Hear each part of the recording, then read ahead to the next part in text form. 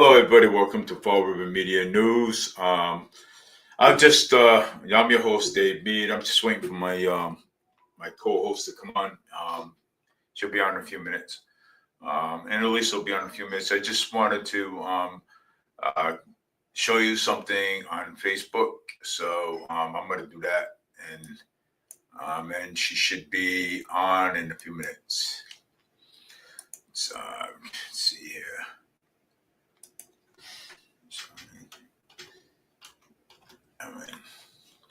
Show some stuff here.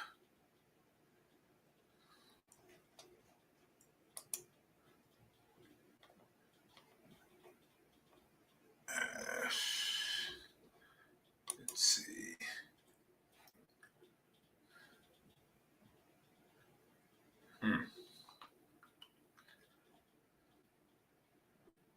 Okay, so we're gonna go back to StreamYard. Okay, she's not there yet.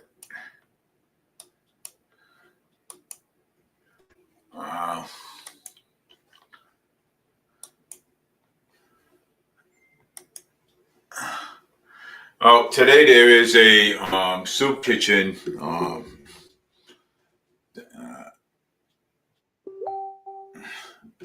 right, so hold on 1 second. Let me invite my guests.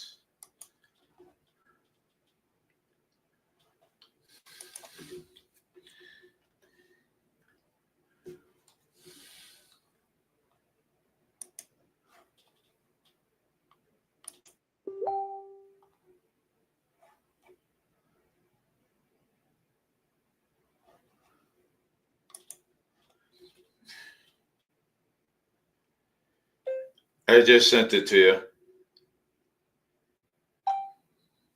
you. So today I just wanted to do this right here. So it's well, okay, I gotta add her. Oh man, let's stop this out here. Remove. Hello, Annalisa. Hello, Dave. Yeah, crazy yesterday, huh? Oh my God. It was actually I'm so glad there's a recount. Yeah, well, Boomer's out there. Boomer already got filed for the recount already. Right. So yeah, and I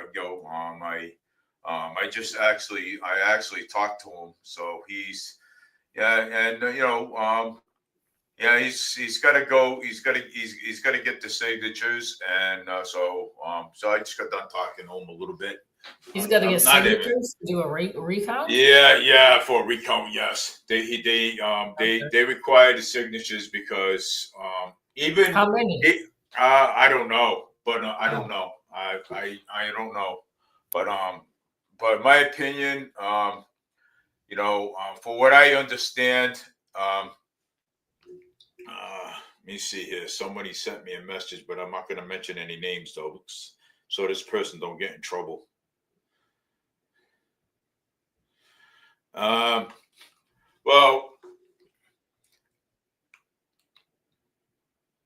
there was some ballots stuck in the machine. You know what I'm saying? So there was. Ooh. Yeah, so there was actually some ballots that were stuck in the machine. Yeah, and actually the machine broke down. You know what I'm saying? So wow. yeah, right. so and all these people and all these we get it. Okay, we get it. The North End voted for Mayor Paul Coogan. We get that. You know what I'm saying? We get it. You know what I'm saying? But there was actually some. My ward did not show up. Jake Bradley's ward did not show up. How anybody's ward showed up. So yeah, they didn't. I'm sure that they must have counted them, but they just didn't show it. They just called him the winner. That's it. They basically didn't even show any of the wards at all. I mean, No, hardly any of them. they didn't include the 16 other precincts that still had to be counted. They didn't include those votes, which they Nope. should have done. They should have waited. They just declared him the winner. Yeah, they just declared Coogan a winner. How can That's you unbelievable. honestly? It is. How can you declare somebody a winner when all the other 16 precincts wasn't even in yet, including the mail-in ballot ones? Figure it out. Figure it out. How can you? I mean, it's it's You it's know, it's the media, like, what? How are they allowed to declare a winner before all the votes are counted? yeah. How are they allowed to do that? That's why we hold these politicians accountable, because this is where the corruption comes in. Right here. This is it right here. Figure it out. I mean, yeah, well, yesterday, yesterday I had the whole thing live yesterday, right? I had it all live, right? Yeah, Now, I was watching as Pamela Martin, okay, and Keith Tebow, okay. Oh, there's more numbers coming. Oh, there's more numbers coming. So I yeah. was like, and I seen I seen those numbers come flying in all the time, flying, coming and coming and coming and coming. I'm like, come on. I said, I mean, this can't be. It can't be. Okay. How can you come out with numbers like this so fast? Okay. How can you? It's And they it's were it, unofficial. and they were unofficial numbers too. Okay. So they were unofficial numbers. So that's why Boomer took out went over there, filed for a recount, and that's it. We're gonna get a recount. Okay. You know, and we're gonna find out where all the other 16 precincts went. So we're gonna find out. Okay. This is bull. City Okay. Hall should have that information. City Hall should have all the precincts Yeah. votes. They should have that information. And I don't know. That is public information. You should be able, boomers or anybody who wants to know should be able to get that information. Yeah, it is public information. But Boomer went down there. He filed the necessary paperwork, the recount, and that's it. So he's gonna do the recount. You know what I'm saying? And but we have to get the signatures. We got to get the signatures, and we also have to get it notarized. So yeah, that's what we got to do. But yeah, it's hey, he said, look, I did the work before, so why not I do the work? He said, look, you know what? I'm doing the work now. He says, I did the work all day, all night, knocking on doors, and now I could do the work again. So good. I'm glad he is. You know something? I'm glad he is. So I hope and pray, okay, that those numbers, all those numbers went into Boomer's favor, not Mayor Paul Coogan, not the current mayor. All right, so you know, but no, I mean, come on, look at those numbers. Those numbers didn't look right when I was looking at them. Boomer's right. I don't think they're going to be the same numbers. I don't think so. I It's really not don't think those numbers. Watch so. this. They're not going to be the same. Soon as he gets all those signatures, I'll bet you any money. Those numbers are going to change. Want to make a bet? They're going to change. I already know it. I Because there think was they're going to 16. change too. I think they're going to change. Yeah, yeah. Boom in Boomer's favor. Watch. I can see it. I can see it because all of a sudden, right away, all of a sudden right away they declared the winner right away. So how are they declaring the winner right away? I had this whole thing live. I seen the whole thing live right on my show. I had it right up there on my screen. Are you kidding me? I mean, like they think that they're gonna get away with this. Okay, 16 precincts unaccounted for. It has to change. It has to change because if ballots got stuck, I don't Yeah, know if they got counted or not. The machines were down. yeah. We don't know. Boomer doesn't know what happened to those machines. Were they still being used to vote? Did they shut them down? Did they count them? I mean, you just don't know. You just don't No, know. because I know when I was in my precinct, okay, when I was in my precinct, which would be Ward 5B, right? Ward 5B, the computer over there that handles the ballots when you put them in got stuck too. The guy had to come over and help me out and help me out over there. The guy that was doing the ballots over there, he had to come in. He helped me out a little bit. Mine's got stuck too, just about. So it spitted it out, and then I had to put it back in again. And now my Ward 5B did not show up, during the election time. And also Jake said that his didn't show up either.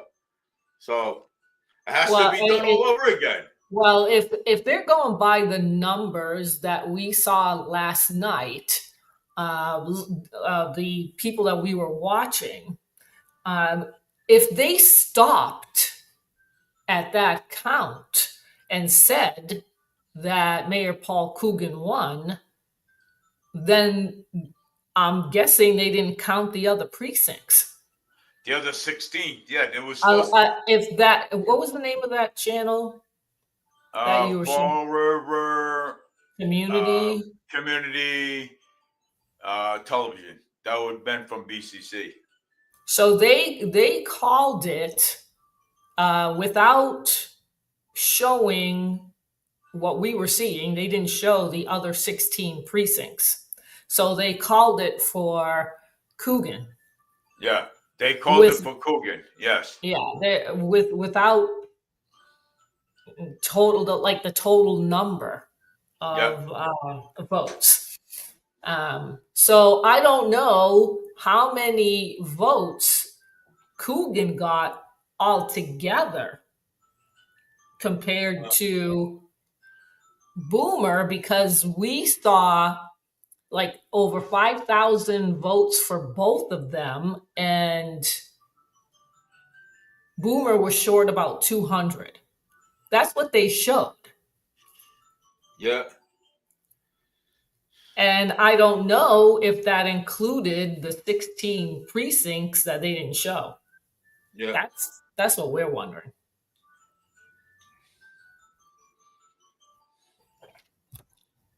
So Boomer needs 10 registered voters per ward. Yes. So you have 12 wards in Fall River. Yeah, we do have 12. So he needs 120 signatures. Yes, he needs 100. Oh, it says 9 wards. If you're requesting a recount across all 9 wards, you'll need at least 90 signatures. Okay, so AI is saying you have 9. Signature format: each signer must include their name and current address. The petition must be filed with the city clerk by 5 p.m. on the 10th day after the election. That would be the 14th if they include the weekends. If they don't include the weekends, then that's different. So he's gonna like 90 signatures. 8, 9, 10. That's 3.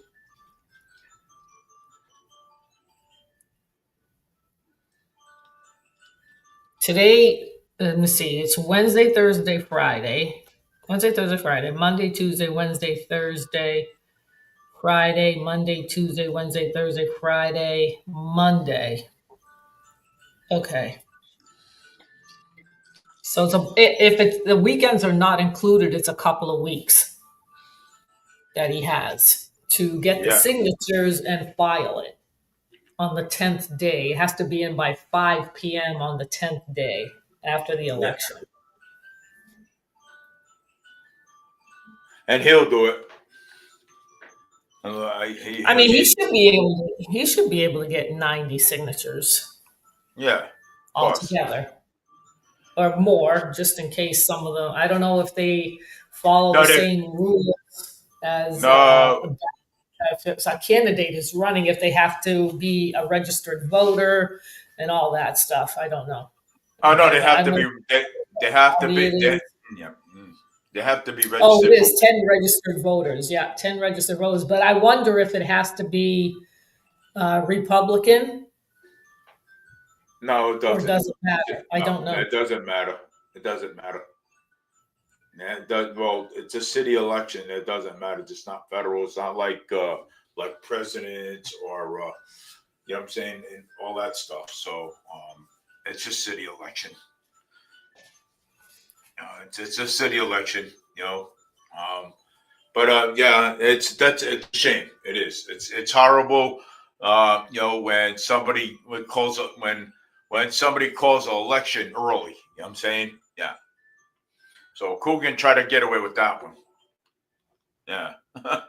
Well, the media, that's what they do. Yeah, They of do that course. all the time.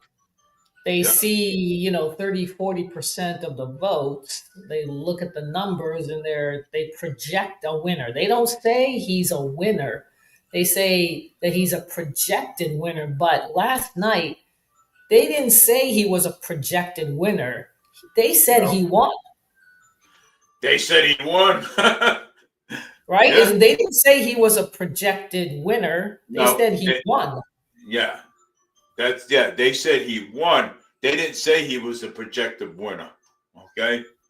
They didn't say he was a projected winner. They said they called it out that he won. Okay. Because I heard what the lady said on a podium. Uh, we have a winner here. Mayor Paul Coogan is the winner, and Right. I'm like, well, how could he be?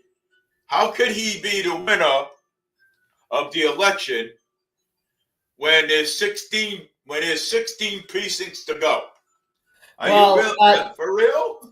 today, Chip and CJ, I believe, had the total numbers because I'm sure that they counted all the precincts and those numbers changed from last night when they said that Coogan won.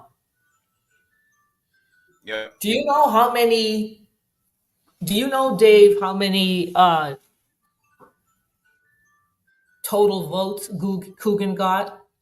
Let me look at. Let me look at it. Let me find it. Try to find it on your end. I'm gonna look over here. I don't know the total. Okay, so he got 5,891, which changed. Now that changed from last night. And Yeah. Boomer got 5,616. Margin of victory, 275. Yeah. So the turnout was 19%. 19%, not 20%. Well, yeah, it's 19%. 11,000 ballots were cast with turnout around 19%. So it says here that Coogan got about 51% of the vote and Amaral got 49. I'm rounding it up, making this one of the closest mayoral races in Fall River's recent history. Those numbers are wrong. Doesn't match up. It doesn't add up. So I think the numbers that we saw last night and the numbers that are here are not the same. They were less. They were less. Yeah, I think Boomer got more.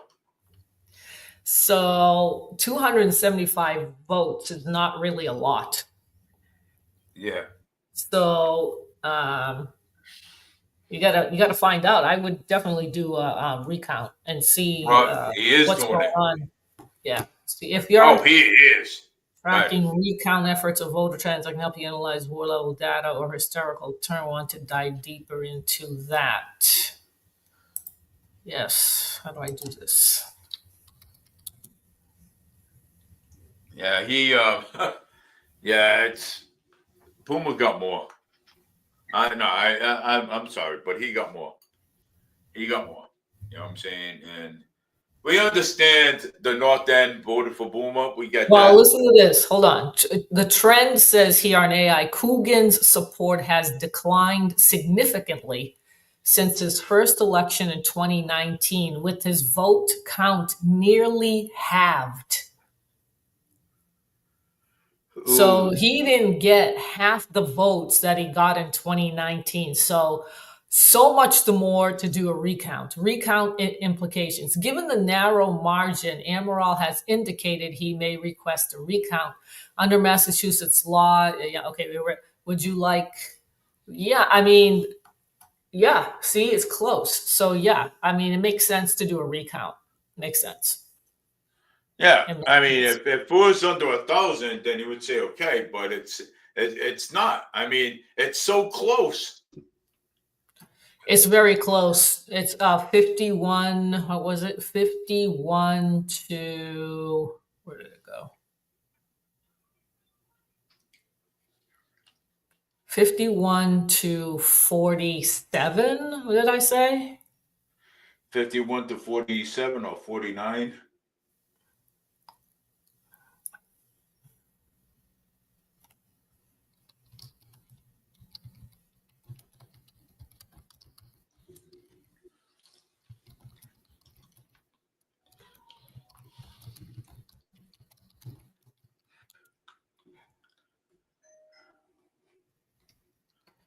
Fifty-one to 51 to 49, right, Dave?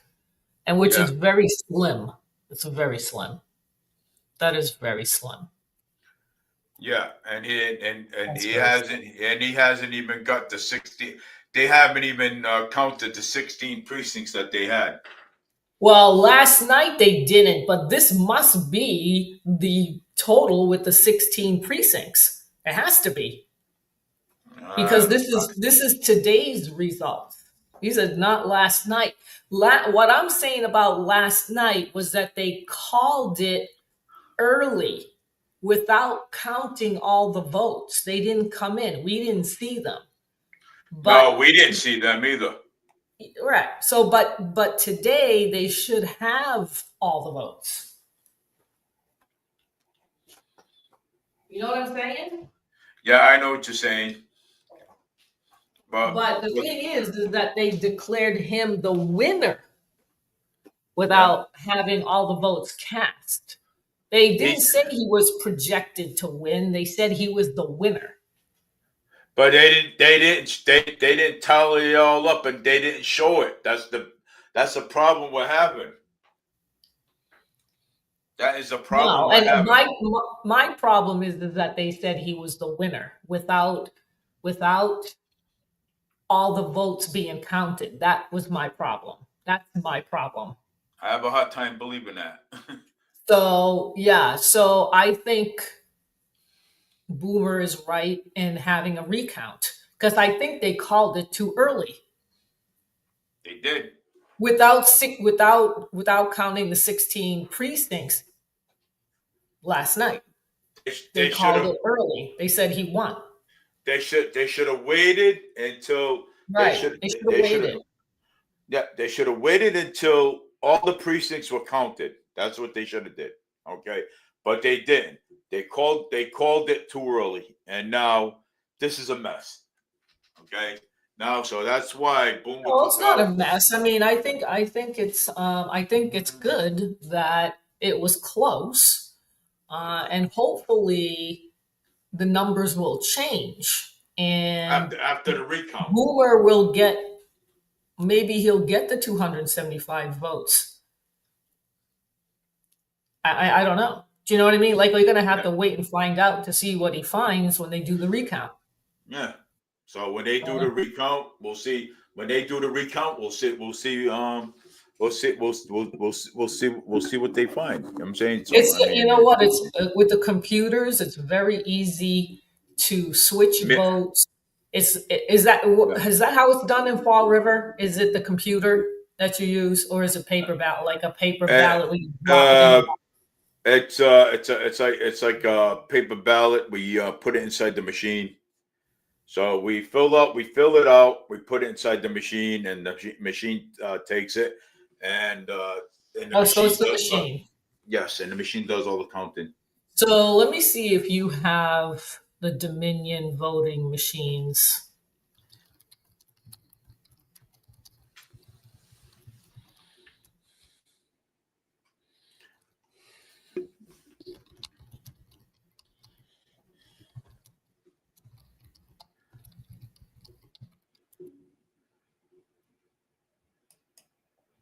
Yes, you do.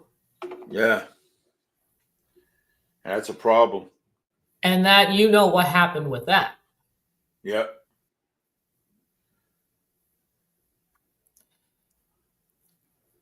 The machines are linked to Dominion voting systems. Dominion voting systems is used in 255 out of the 351 municipalities across Massachusetts. The most commonly used model is the Dominion ImageCast Precinct, a hand-fed optical scan tabulator, that's what you used, that reads paper ballots and alerts voters to issues like overvoting. All voting systems in Massachusetts must pass state and federal certification, undergo pre-election testing, and be subject to random post-election audits. To ensure accuracy and security. They had a contest to hack Dominion, and they proved they could be hacked very quickly. If it's tied online, if the system is tied online, yeah, that's very easy to do. That's very easy to do. Yeah, you can actually manipulate that machine. If you're tracking recount procedures or want to understand how these machines handle ballot scanning and tabulation, I can walk you through the technical workflow or audit protocols. Want to go in? Oh, they can do the audit. So this is what the audit is going to look at the machines. Let me see. Yeah. Let me see. I try this again. Voting machines. Okay. All right. I already know that. I want to do the recount. I want to know what happens with the recount.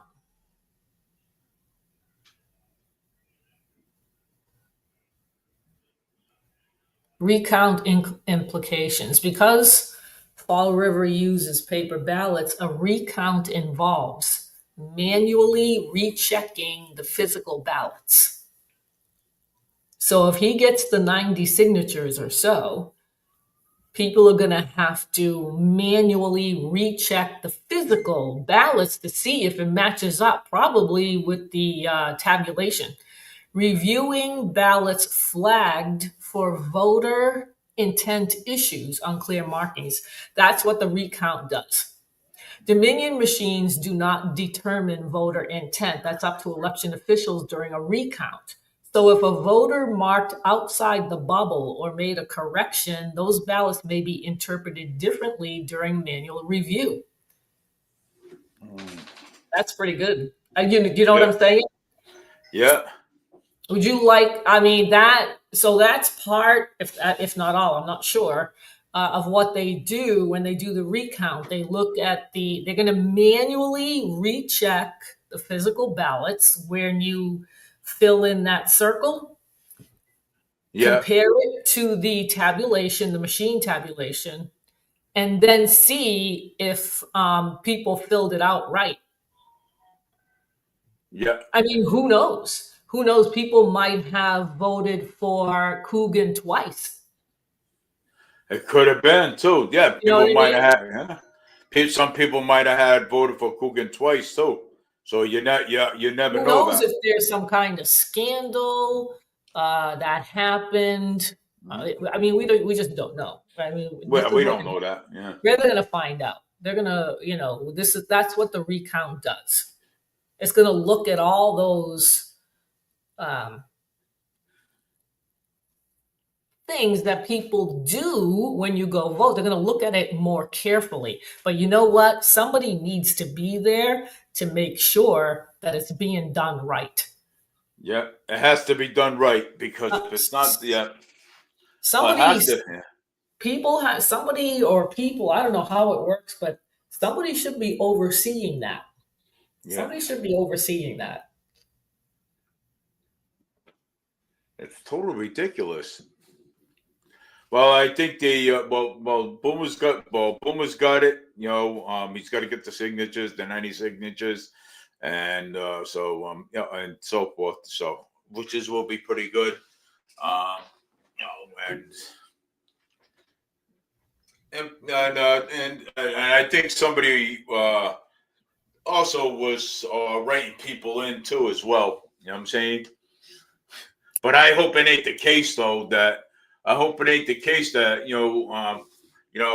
people did a mail-in ballot, then they went out and went out to their precinct and voted again. You know what I'm saying? Yeah, they got to look at all that. They got to look at the mail-in Mm-hmm. voting as well, at the mail-in ballots as Yeah, well, well. they got to match it up. You know what I'm saying? They got to match Right. the signatures. They got to Gotta take Mm-hmm. they got to take the mail-in ballots, okay, and take the ones that went to the precinct ballots. They got to match them up together because in case if somebody went out there, okay, they had all right. Well, you had a mail-in ballot, so and so you already voted, but you came to the precinct and you voted again. You know what I'm saying? So they got to take that and put that together and take a look at that because if people was voting twice, then that's what you call fraud right there. That's what you call fraud right there. Which Oh, they're is going to catch all that. Hopefully, they're going to catch it. But like I said, I'm hoping that somebody's allowed to watch over this to make sure that it's being done correctly. well, there is people at the polls though. You know what I'm saying, watching over these things. No, not people at the polls. I'm talking about the Uh, recount, the, not at the the recount. polls. I hope they do. I hope somebody's there to look over these recounts. You know what I'm saying too. Because you know what, I have a feeling, okay, that there might be a few people that voted twice. There might have been a few people that voted twice. So I don't know yet. I don't know until. Well, Um, how about people voting that don't live in Fall River anymore because they can't vote, or people that have passed away and got a ballot and somebody wrote it in, or like you said, they didn't sign it. hmm, DCM report revealed scandal. When was this? Like from yesterday? From the I might have. election yesterday, Jaron? Are you talking about Sharon, are you talking about that? the city councilors? Oh boy. Well, I mean, if they find, I'm sure they're going to find some discrepancy with when they do the recount. The others are going to be the same. Well, you can hit that thing and that'll all pop right up. I think. I don't know. I don't want to do it. Oh, that's here. What is this? 2025, 6/17/2022. Report reveals that the scandal for Fall River City Councilor prompt a state local agency to an audit. Oh, that must have been 2022 because Yeah, that hasn't happened here. yeah. So the audit, that who knows? I mean, maybe he should do maybe they should do an audit. Well, I mean, I don't know what he's going to find in the recount, but if there's Mhm. too many discrepancies, maybe there will be an audit. Who Yeah. knows? I Who knows? hope. I hope. You know what I'm saying? I know America's Basically, kind of I vulnerable. basically, yeah, I basically hope that they would be an audit. Oh no, I mean, Jaron, I believe that they can be hacked. Absolutely. Of course. There's no doubt about it. I mean, we're not saying we don't believe you. I mean, I know, we know it can be hacked for sure. When you're using the computer like that, they can program it so that a vote can change. That I think an audit would do that. I don't think a recount would do that. An audit would do that. They would look at the machines to see if they were manipulated. I can almost guarantee that the machines will be. I can almost guarantee somebody went out there and and voted twice, because there. I can almost. I can guarantee that. You know what I'm saying? So, I don't know, but I can guarantee that somebody did. You know what I'm saying? That They could have, sure, of yeah, course. they could That have. has happened. Well, Manny Moniz, yeah, dude, you saw it. He had two names up there. Right. There were a bunch Yeah, of them actually. yeah, had two names up there. Manny Moniz, yeah, up there. So that goes to that. Well, I mean, but he did. Manny Moniz, and Manny Moniz, congratulations to you, and Canuel. You guys made it. In the in the city in this well, Canuel made it for city council, and Manny Modis, congratulations again for making it in the in the school committee, and Colin Dias, congratulations too also for making it, and they're back getting reelected again in the city council. People admire you. On the good work that you do, and Michelle Dion, congratulations too as well for making it in the back in the city council too. Christopher Peckham, congratulations again in ordered. Um, then I thought Michelle Dion didn't make it. oh, she made it. She did. She made it back in. She made it back in. Somebody didn't make it. Ricky Tiff didn't make it. No, there's Brad a woman. There's a woman that didn't make it. uh, Brad Kilby didn't make it. Ricky Tiff didn't make it. It doesn't matter. Look, the poll, that's fine. I mean, I just said what a recount does. They're going to look at the ballots manually to make sure that it matches up with the machine. It's got nothing to do. You don't know if there was fraud. This is the point. We So don't a know that. poll worker does not know if there was fraud or not committed. How is a poll worker going to know if somebody voted twice? How is a poll worker going to know if they didn't fill in the right circle? How are they going to know? They're not going to know these things. The only thing that they see is somebody comes in, they do their vote, and then they put it in the machine and they say there's no fraud. How do you know that? How does a poll worker know that? I And you said two machines were jammed. That's it. That's enough. That's enough. yeah, yes, two machines would It doesn't yeah, there matter. was See, machines with jam. this is if you don't know. This is for everybody. If you don't know what goes on when somebody asks for a recount, you should go look it up, like I just did a little while ago. and what a recount entails. It's got nothing to do with the poll worker. It's got nothing to do with the machines being jammed.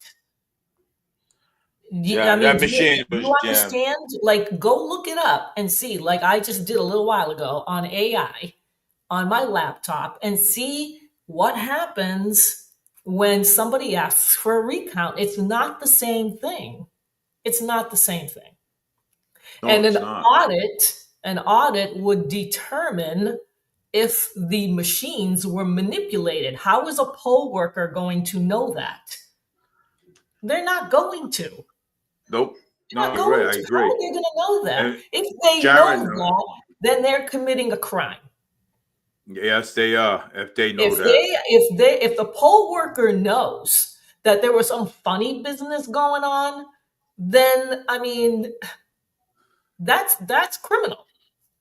that is criminal. You Yes, can't it do is. that. You Of can't course, do it is. that. Absolutely. You know, So I don't know what the recount is going to uh, show, but you can't say that there was no fraud when you don't know. You don't know that. Yes, once by mail, once in person. Yep. 2 machines jammed in boomer strong areas of the city. There you go. Yeah, exactly. I mean, there was some hanky panky going on there for sure. Somebody made a comment today, I think it was on Chip and CJ's podcast, said that Coogan instructed people not to drive by areas where Boomer's sign was on the lawns so that people wouldn't see it. Don't say that there's no fraud. There is fraud. Coogan is a fraudster. And if you don't know that by now, I think you're like, you got your head in the sand for sure. And I'm thinking you probably voted for him. I mean, I heard some comments that people made that he's transparent, that he's this, he's that. These people are really delusional about what is happening in that city. If you think there's no fraud, you know what? I'm very happy for you. And I really think you should just stay in your happy land, because that's not reality. That is not, especially in politics, that's not reality. There's a lot of corruption going on in politics, and even in Fall River. It's everywhere. It's everywhere. There's a lot of corruption. Don't say that Coogan is like an angel here and he's done nothing wrong. He has. He's done plenty wrong. Plenty. But if you want to believe that he hasn't, then you should continue believing that, and keep believing that the people that work at the polls know everything that's going on too when people go vote. I think you should just stay in your dreamland, because you're dreaming. You are. I mean, he is. You're dreaming. This is ridiculous. An I don't know. adult that thinks there's no fraud going on. Are you kidding me? There is fraud going on. How can you not? How can someone not think that there's no fraud going on? There is. There's fraud all the time. There's corruption. Look at your state. You can't even get an audit, for crying out loud, where 75% of the people voted for it. You mean to tell me that there's no fraud there? We can't. You're right. We can't get an audit here. Oh my We God. voted for it. This is what I say about the people in Massachusetts. They're in la la land. They're in, I Almost don't like know where they are. I really don't. I just don't understand where they're coming from. I don't understand it. How can I don't I mean, every day there's news, like with the government shutdown and what the Democrats are doing. How can you not say that that's like fraud and corruption? no fraud. I just, and Mamdani winning. Oh, Yeah. what? Like, Mondani winning. Watch what's gonna happen. Watch what's gonna happen to New York City. there's no fraud. No Oh my fraud. gosh. And I Wow. just got, and matter of fact, you know something? I just got done looking up Mondani, and everything that they said about Mandani is true. It's true. Somebody wrote him. Somebody on Facebook said that a guy from ISIS sent a congratulatory letter to Mamdani. ISIS. Somebody in ISIS. And you're telling me there's no fraud going on? Oh, Lord have mercy. Well, I mean, come on. You know what I'm saying? It's how can all my years in politics, okay? All my years in politics, okay? I started in politics when I was 10 years old, right? I started in politics when I was 10. And me and my dad used to go to the city hall all the time. And my dad always used to say to me, "Hey, Dave, want to go take a look at this over here?" I go, "Yeah." I says, like, "Yeah, I like to learn some things." He goes, "Look," he said, "You know why that these people are up here? Because you know why that they're doing recounts? Because they are getting screwed in the election." So, and I asked my father, I said to him, I said, "Dad, what is that?" What is that? He says, "Well, that's what you call fraud. Okay. Fraud. That's what you call fraud." I goes, "Really?" I goes, "Yeah." So, I mean, I learned a lot off my father for the last, ever since I was 10 years old, you know, when I was, got introduced to politics, you know what I'm saying? So, I mean, I know a lot in politics. I mean, hey, look had gotten and told me they never showed it, and he had more votes than Coogan. See? Did you read that? What Taylor Perry said? Taylor Perry, yep. Yeah, I said Boomerang Amaral had gotten what votes and told me they never showed it, and he had more votes than Coogan. This is what I'm talking about. See how the media does this? This is what the media does. Manipulates. That's all they do. This They is what always they do do. all the time. They do. They manipulate. And he says there's no fraud.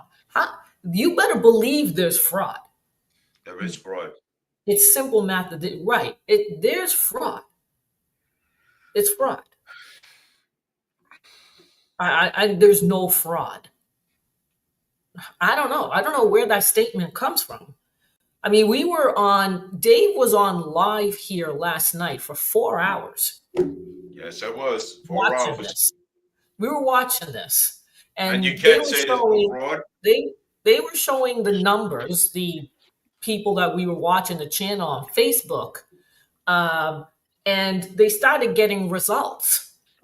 This precinct, that precinct, da da da da da da da. And we calculated it that there were 16 more precincts that had to be counted. Yeah. And before we ever saw those numbers, that Facebook channel from Fall River called Mayor Coogan the winner. Which is, they called that too soon. They called him, he was not the projected winner. He won. They said he won without showing they didn't tally all the votes. And they didn't said even show he won. Yeah. They didn't even show the proof. Right. And it's like, there's something wrong here.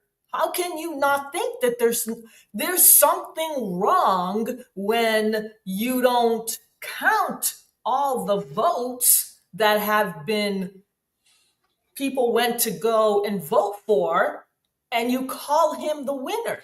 How is that not fraud? That is fraud. Not fraud? That is. Of course it's fraud. Absolutely, and I agree with it. That's fraud.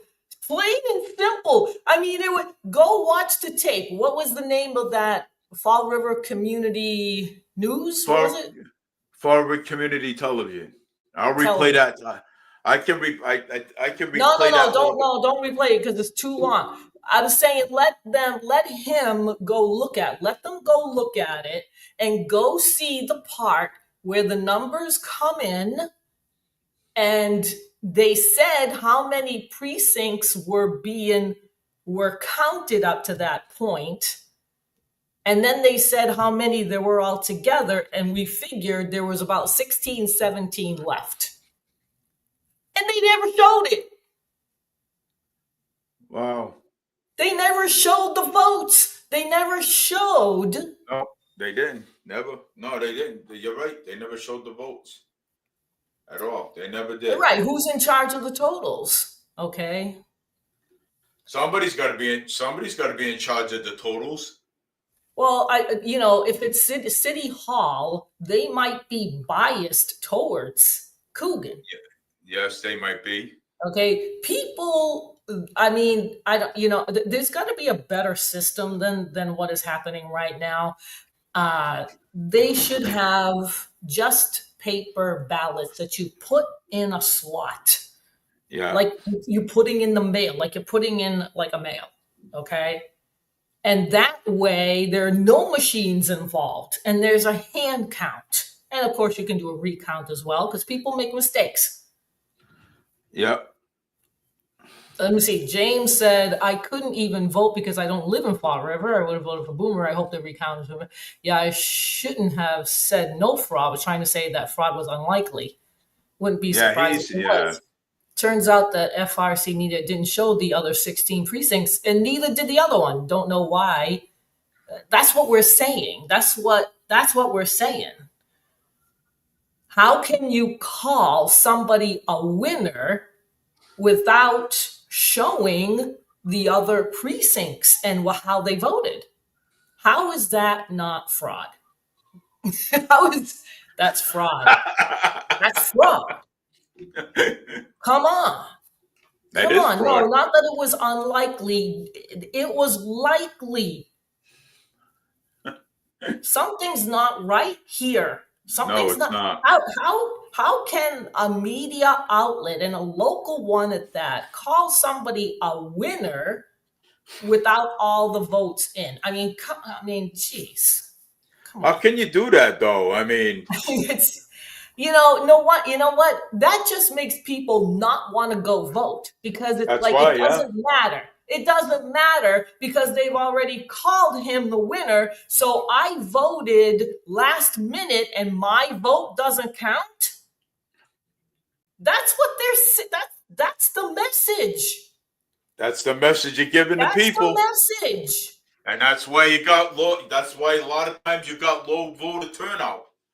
Yeah. There you go. They don't trust this.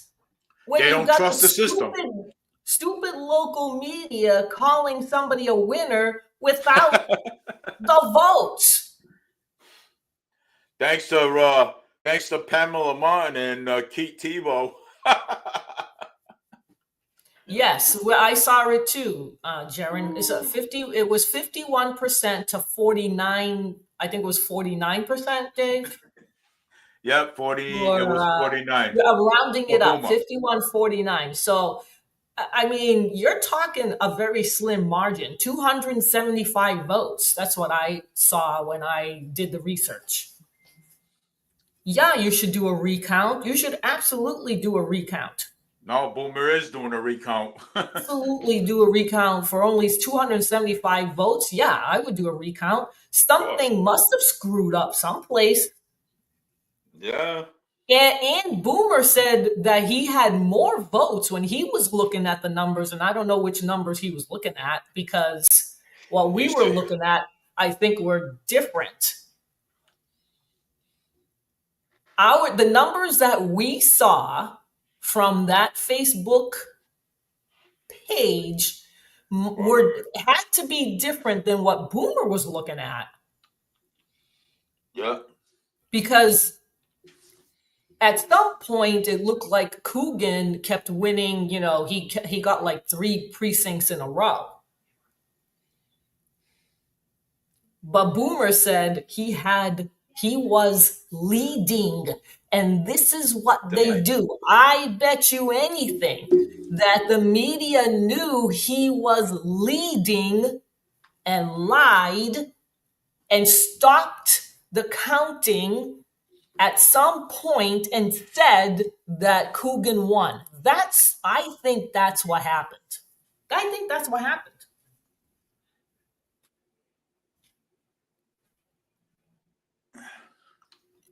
We're gonna have to find out how many votes Coogan really did win by, and see if he really did win by 275. Yeah, well, yes, yeah. So we're gonna what we're gonna do is what we're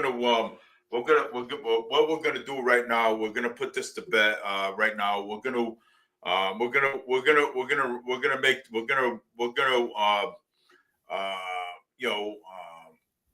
Let me just respond to this, Dave, Jaron, to Jaron. Jaron, when you go vote at the polls, the numbers and the machine numbers go to City Hall.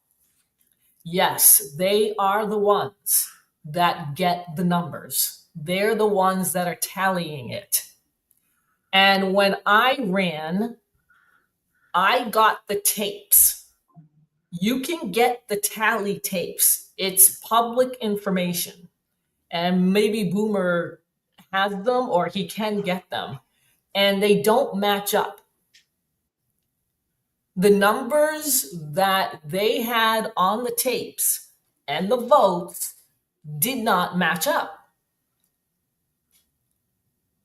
So do you think like the City Hall has something to do with it? It seemed like it at the time. It seemed like it, yes. Now the recount, they're going to look at it manually. Is that the City Hall workers too? I don't know. I think it is. I think it is. But I think somebody should be overseeing that to make sure that it's done. It's on the up and up. I just don't trust City Hall. I don't trust any of this at all. All right. So yeah. So what we're gonna do right now, we're gonna put this to rest, and we're gonna wait until the recount comes true. So yeah. So that's what we're gonna do right now. But I want this. Yes. So we can wait until the recount comes on. So we're just gonna put this to rest for a bit. Well, he's got 14 days, and I don't know if that's business days. Yes, I don't know either.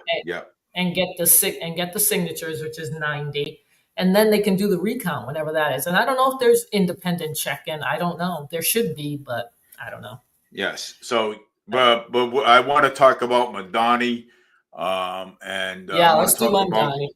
I want to talk about Mamdani, the New York and stuff, because that's why I said I want to put this to bed. Just put it aside, and then when the recount comes, we'll see. You know what I'm saying? So we'll see. So, but I want to talk about Mamdani. James wants to come on, so he does. James wants to come on, but we're not going to talk about. We're not going to talk about the recount. We're going to talk about Mamdani, and that's it. And then whatever else you have to talk about. So I just want to answer Jaron. Jaron, what I saw was when I did the research is Boomer had to go to City Hall and file for a recount. Then he has to go, I believe there are 9 wards in Fall River, and he has to get 10 signatures in each ward. So he needs 90 signatures to be able to do the recount. So if you want to sign, you can just ask Boomer, and you can sign the petition. It's not recall, it's recount, not recall, recount. Yeah, hold on. Yeah, let's see. Okay. What is my thing? Portuguese, Italian. Dave, do you want to hear who's taken a big GOP lead in Massachusetts? Yep. Keneally. Hey, James. Hey, Dave. Yeah, we're gonna put the recount. We're gonna put the recount Yeah, aside. I did not vote for Paul Coogan. No. Okay. That was you, James. I was wondering. Yeah, that was Yeah. that was me.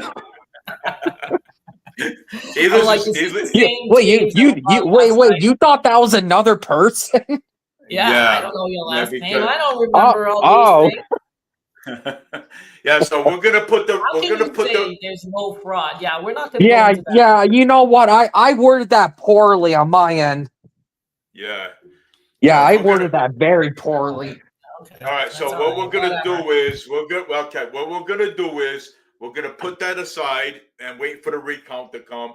And Yeah. let's see. So I want to talk about Mandani because I think New York City is in a lot of trouble, in my opinion. Well, and you know what? And it's so funny because everyone keeps blaming Curtis Sliwa not dropping out for that. Yeah. But you know what? Mom Donnie got 50% of the vote. Cuomo Yes. got like 41%, and Yeah. Sliwa only had like 7-something percent. I know. So even if you put all of Sliwa's votes into oh my god, Cuomo. If you put it all to Cuomo, which in reality not every single Sliwa voter would, but let's just say if they did, it would still be 48. That's right. So Mom Donnie would still win. Right. Yeah. Yep. That's So true. sad, I'm telling you, yeah. No, but I just gotta say you got Mandani. Every time I mention it, people are saying, "Well, how come you don't like Mandani? Why? Because he's a Muslim?" It's not because he's a Muslim. I don't care what he is. I mean, Seriously. no, I don't care. I really And you don't know care. what? And Curtis Sliwa on Fox News even said that. He said, "Look, guys, don't bash the guy because of his religion. Bash his positions." Right. That's right. That's right. That's right. Yeah, Sliwa even mentioned that on Fox News. Yeah. Yeah. I don't care. I don't care if he's if what he is. Okay. I don't care if he's Muslim. I don't care if he's Jewish. I don't care what he is. Okay. I'm gonna bash him for what he is. You know what I'm saying? Not because of his religion. You know what I'm saying? So. Yeah, I mean, like his free bus program, city-run grocery stores, another tax increase for billionaires. Yeah, here we go. And defunding the police is because he's a jihadist. That's what Jake said. That's what the media says. The media keeps saying that he's a jihadist. Well, the media, some of the media think that Mandani he fraud his way over here to the United States. some of the media. That's right-wing media for you, like New York Post. Oh, look at Jake. Mamdani wants to decriminalize prostitution. It figures he'd know that. Yeah. Oh yeah, I did see that. Yep. You know what? I don't think that's a good idea for any city that has terrible crime rates, and especially cities that are well known for sex trafficking. Yeah, and drug trafficking and all that other stuff going on. Yeah, so I don't think that would be a good idea for the city of New York. Hey, look at this. Okay, I've been in New York City. Okay, I've been in New York City many times. Right, I've been in Manhattan. I've been in the Big Apple. I've been in the South Bronx. I've been basically everywhere. So yeah, I've been there. I've been there too. I think Staten Island's the only borough I haven't been to. And down in Fifth Avenue, I think Fifth Avenue. So down in Fifth Avenue. So that's down near the downtown area, right, of New York. And you know something, and you know what? There is prostitutes around everywhere over there. There is, and you know something. I'll tell you what. Sounds like it's legal. there is prostitutes down there. You know what I'm saying? There is. There's a whole bunch. You know what I'm saying over there. Oh. And I tell you, they'll come up to you, and they would actually come up to you and try to seduce you and say, "Hey, hi, how you doing? My name is so and so. Hey, shake your hand." And the next thing you know it, you're upstairs in their apartment, and here they are charging you $300 for a what do you call it? For one night. And they take everything else too, not just $300. Prostitution is legal for Nevada, except for Clark County. Right. Yeah, Clark County. That's where Las Vegas is. So yeah, it's illegal in Vegas and Clark County, but it's legal everywhere else throughout Nevada. Except New York City. I think that's the only state, right? Yeah, I'm pretty sure. Yeah, I think that's the only state where it's legal. Well, we had prostitutes over here in Fall River on Pleasant Street, Bedford Street, and It's everywhere. Well, we used to have the Sword and Shield over here down here at one point. We used to have the Sword and Shield. We used to have prostitutes on Bedford Street. They used to hang right in that strip over there, right next to the fire station and the police station over there too. When the police station was on Bedford Street, believe it or not. I'm telling you, I went and I'm gonna tell you, you know something. I went in one day. I had to use the bathroom so bad. Okay, I had to go in. I went into the Sword and Shield, right? I had to go into the bathroom so bad, and so I had to go. And I'm in there, and then a guy comes walking. He's looking at me, and I'm like, I says, "Hey, what are you looking at?" Okay. He says, "Oh, He says, "Oh, nothing." I go, I said, "Sure." So I said to myself, I said, I had to get out. I said, I had to go. He goes, "Where you going?" He said, "You want to drink with me?" He says, I have nobody to drink with. I says, I think I know. I think I know what you are, but you know what? No, thank you. I gotta go. I said, "No offense, I gotta go." I said, "My mother's calling me." Yeah, because I never went in there no more. Never went in there anymore. I said, "No offense." I says, I gotta go. You know what? A place like that, okay. I don't care what you are, okay. I don't care if you're gay. I don't care if you're holding hands with a guy walking down the street, okay. If I'm using the bathroom or something, hey, look, I don't mind saying hello to you, but don't come close to me.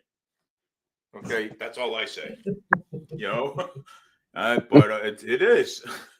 I mean, I like my space. So, hey, sometimes you walk into a place. You don't know what it is. I found out later it was the Sword and Shield. All the gay people hang out. You know what I'm saying? So, but most of them were nice. Most of them were nice. You know what I'm saying? Most of them. You know what I'm saying? I'm not gonna say they're all with jerks, but most of them were nice. There was only one jerk in there, and that was the guy in the bathroom. Believe it or not. So Mamdani wants to defund the police too.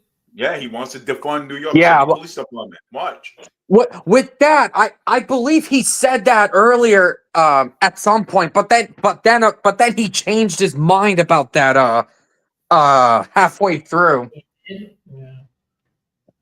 That's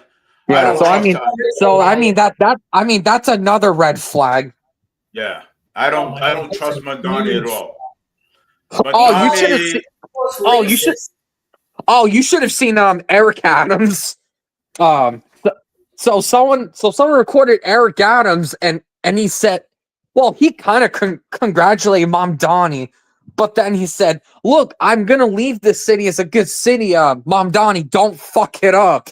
And that's so rich from him because he wasn't a good mayor as well. Right, he stunk as well. God, yeah. I don't know how these people get in office. It's beyond me. And you know what? And Eric Adams' trial should never have been dropped. I don't know if you're familiar with that, but there was supposed to be a trial with Eric Adams for his corruption. Right. And yeah, the trial got dropped. Yes, I remember that. Yep. And I heard because I don't know what it is, but apparently Trump likes the guy, Eric Adams. I don't know Likes why. him? Yeah. Wow. Yeah, Eric Adams, the former mayor. Because I think Eric Adams supported ICE in the police Oh, that's department. right. He did. Yes. Yes. Yeah, I so wonder a if lot that's of why he dropped out. yeah, Well- so a lot of people are saying that his trial got shut down because Trump likes him. Oh, okay, because of that. Yeah. No, brother. For real. Oh, Yeah, because of that. and even in one of the NYC debates, Curtis Sliwa even said that Eric Adams should be in jail and be on trial. Right. Well, yeah, right. Well, you know something? I agree with Curtis. I do. I agree. Eric Adams should be in jail. You know what I'm saying? So why ain't he in jail? You know what I'm saying? And why is why did Trump support him? You know what I'm saying? So I don't know. But I mean, Trump probably favored him because again Eric Adams wasn't against ICE and police, so it's probably why. Yeah, Well- there shouldn't be, nobody should be getting involved in like the legal proceedings. If somebody committed a crime, they should go to trial, and not because they liked your ICE policy, and then then your charges are dropped. That's ridiculous. Yeah, well, that's what people. Well, that's what alleged to why the trial was dropped. Right, and it's like, how does that even happen? I know. I don't understand the Epstein file either. I don't understand that. You know what I'm saying? Well, you know what? It's so funny you mention that because I think that's one of the reasons why Mike Johnson is refusing to swear in that newly elected person in Arizona. Yeah. That's what they say. That's what Thomas I said. mean, Mike Johnson, he's refusing to swear her in. So right, because she would be the vote that would need for the Epstein files to move forward. Yeah, well, Massey said she was the 218th vote to force a vote on releasing the Epstein files. Right. Yes. So what is on that? What is on the Epstein files? But what is on there? Well, I saw an interview with Thomas Massey, and I didn't hear this part, but he said, I saw the caption, and he said that there were 20 businessmen on that list.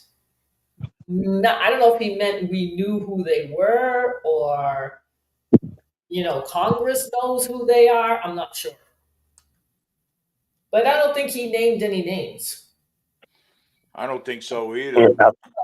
Well, and it's also alleged that there's flight logs that showed various celebrities there. Yeah, but Epstein's private island had an airstrip, so they're saying that there's flight logs that pretty noticeable celebrities have went to that island. Right. This is the thing with this list. Okay, this is what I'm wondering. This list that they have, does that list have people's names that actually went to the island? Okay, that were on the plane, because some people were on the plane but did not go to Epstein's island. Right, exactly. Yeah. So the question is, these people that are on the list, did they actually go to the island where this stuff happened. Right, and and if I remember, I don't know if it was either Nancy Mace or Thomas Massey, but one of them actually interviewed the victims for Yes. the victims from Epstein, and Yeah. I guess there is some there's some damning stuff with that. Well, there is for sure, but I think they need to get, before they release those names, to make sure that those people were actually the ones that committed the crimes. That's the or at least have some testimonies from the victims. Right. There's got to be some proof, or else it's not going to stick. Yeah, because I mean we know. Because we have a pretty clear idea that there were some celebrities. I think we figured out that Prince Andrew, well, not Prince Andrew anymore, but that Andrew Mountbatten Windsor may have been one of those people. Yes. Well, they said that Taylor Swift was another one too. Taylor Swift. I don't see. I find that. Taylor. Oh my God. You know who I'm talking about, James. You know. Yeah. Well, yeah. There's just people that are memeing that to oblivion. Yeah. Yeah. They drop names and they don't even know. Oh, people have been memeing about that for years. Maybe Mayor Paul Coogan's on that list. Who knows?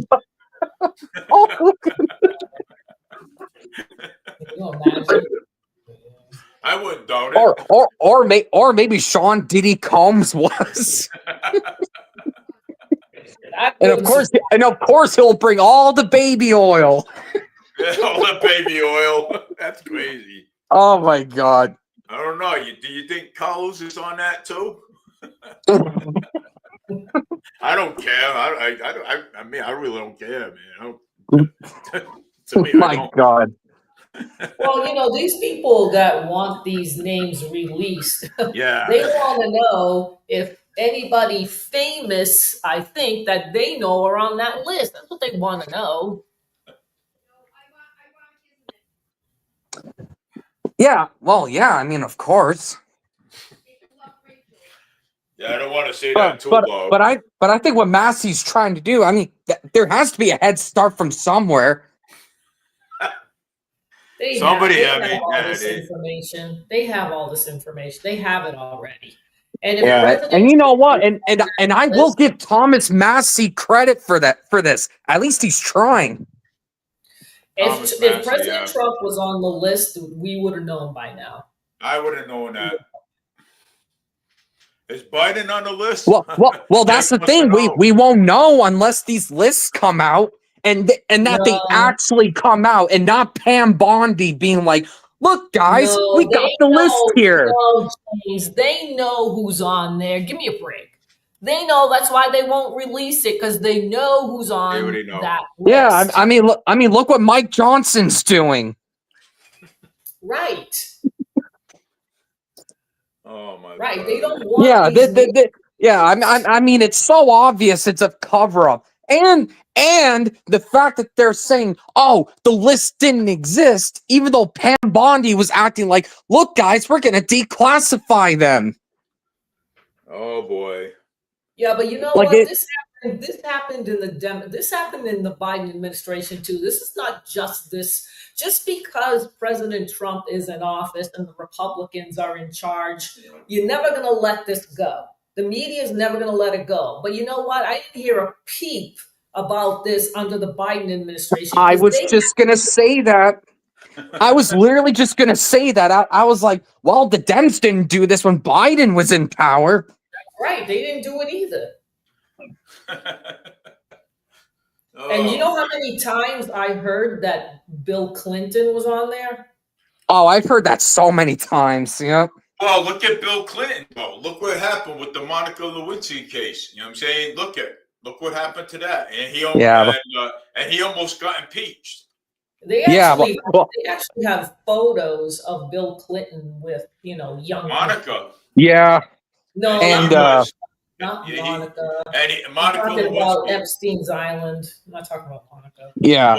Well, but I mean, I'm talking about the reason why I'm saying Monica Lewinsky, because he was actually with her, and there was photos that says otherwise, that he was with her too. So I mean, but then again, what you're saying, Annalisa, that I wouldn't be surprised that Bill Clinton's on that list either for Epstein. Well, he's been on that plane quite a few times. Yeah. Yeah. Quite a few times. And it's just like what Annalisa said. Bill could have went to that island, but maybe he was on the flight log but didn't do anything. No, he did. I mean, kind of like what Trump's claiming with that. Well, there are photos of him. So, oh, I haven't even seen the photos of Clinton. Yeah, I know. See, it's hard to. Maybe if you go look, maybe they'll show up. But there are. Yeah, photos. I'll probably do some rabbit hole on that. Right. Yeah. And they're hard. Sometimes they're like when I go look for articles, they disappear. Oh yeah. Yep. Chief Justice John Roberts. Bill Gates is on the list. Biden is on the list. Obama's on the list, and Chief Justice John Roberts and people are saying that Trump's on there. Yeah. I don't think Trump's on that list. I doubt it. But I mean, hey, look, I doubt it, but you never know. So I mean, I mean, anything can happen, and don't forget this is just a big cover up. Like they're making it so obvious it's a cover up with the Epstein files. That's the funniest thing about this. They're not hiding it. Not only is this a cover up about the Epstein files, but what happened to Charlie Kirk is also a cover up. Yeah. Charlie Kirk. That's another mess. 31 years old. 31 years old, man. And if Charlie Kirk didn't get killed, he probably would have been people like Candace Owens who would have been like, oh wait, the Israeli government is not as good as I thought it was. Because he was just starting to realize that. Do you know what they just found out? They found out that before what happened to Charlie, that there were 20 Israeli cell phones that day. That's a lot. This was planned.